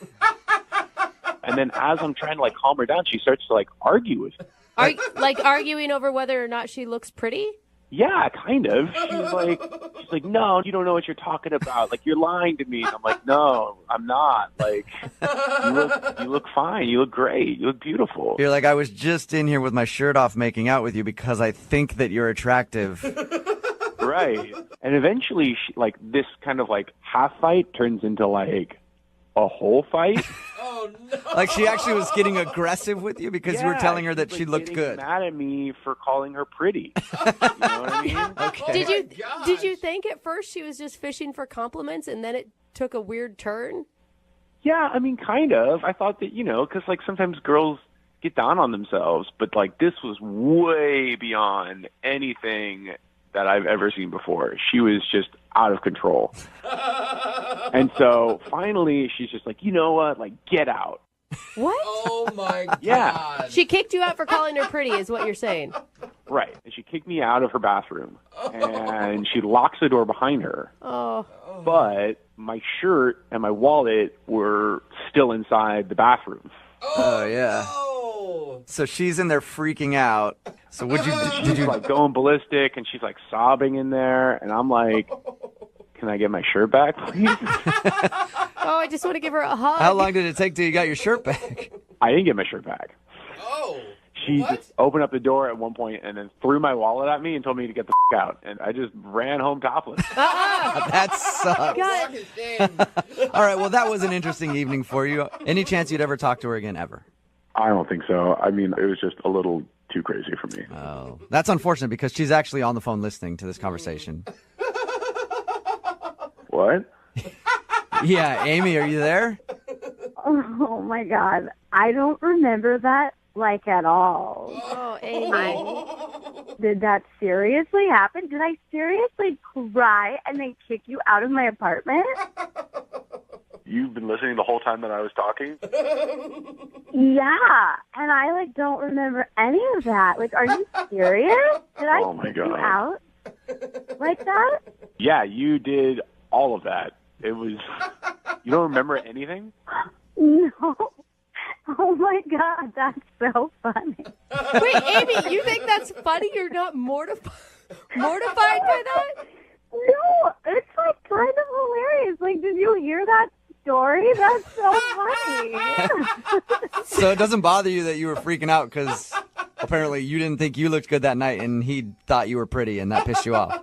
I mean, I think I was just, like, having a moment, I guess. Like, sometimes I have a moment. Like, it's totally me to just, like, have a moment, but then it's fine. Like, you didn't have to leave. You didn't have to leave. I got what do you mean I didn't have to leave? You threw my wallet at me and then you told me to get the out. Like, you said those words. Oh, my God, I was drunk. We were having fun. Oh, my God. I don't know, Amy. I wasn't having fun. Yeah. If I was at your place and you threw something at me and said, get the F out, I would think that I would have to leave at that point or I would be in trouble with the law. Yeah. I don't know. Okay, wait, but Rick, did you like get a video of this at least? Oh my gosh, Amy. Did I get a video? No, I didn't get a video. Are you serious? You psycho? What? Why not? I could have totally posted that on Instagram. It would have gotten so many likes.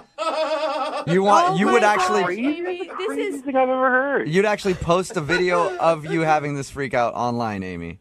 Why not? I mean, like, obviously, right now I think I'm pretty. It's fine. Everybody has a meltdown every once in a while. I'm just like, you know what? Like, if you can't handle me at my worst, you don't deserve me at my best. So it's okay for people to see me like that. It's fine. It's funny. Amy, I gotta say, when Rick was telling this story, I was feeling so bad for you, and I thought we were gonna talk to this like horribly like lacking self-confident woman that was crying on the other end of the line, and you were handling this way differently than I thought you would. I don't know. You know, it's just life. It's just life, and like happens sometimes, right? And, like, I don't know. I just still can't believe you didn't take a video. Take a video next time. Yeah, seriously.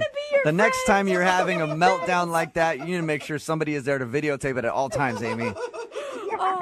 Amy, well, then, would you guys like to go out on a second date? Rick, I will pay for a second date. No, hell no. You might get a viral video out of the deal. This has not happened to me on a regular basis. Like, girls that I'm with don't have freakouts and then kick me out of their place and then steal my shirt. Well, it sounds to me like you're not really living. I just feel like everybody has these kind of moments, okay? And, like, I know that was probably a little much, but, like, if you knew me better, you would know that even though I was freaking out and I told you to leave, I wasn't really serious. I didn't really mean it. Like, I know that. And just because that happened, I don't think that it means you shouldn't go out with me. Like, you should still go out with me. I'm really fun. And, like, we could obviously have really great stories. See? Like, come on. You know what? Fine, as long as I can end this conversation right now, as long as we can finish this up. So if we can finish the phone call here, you'll go out with her again. No, I'm not going to go out with her. Are you crazy? So which one is it? You're confusing me. I can't tell when you're serious and when you're not serious. You're harder to read than she is. I want to end this conversation. I don't ever want to see her again. I'm fine. Thank you, Amy. You seem like a lovely girl. You're really, really hot, but you are crazy. Brooke and Jubal in the morning.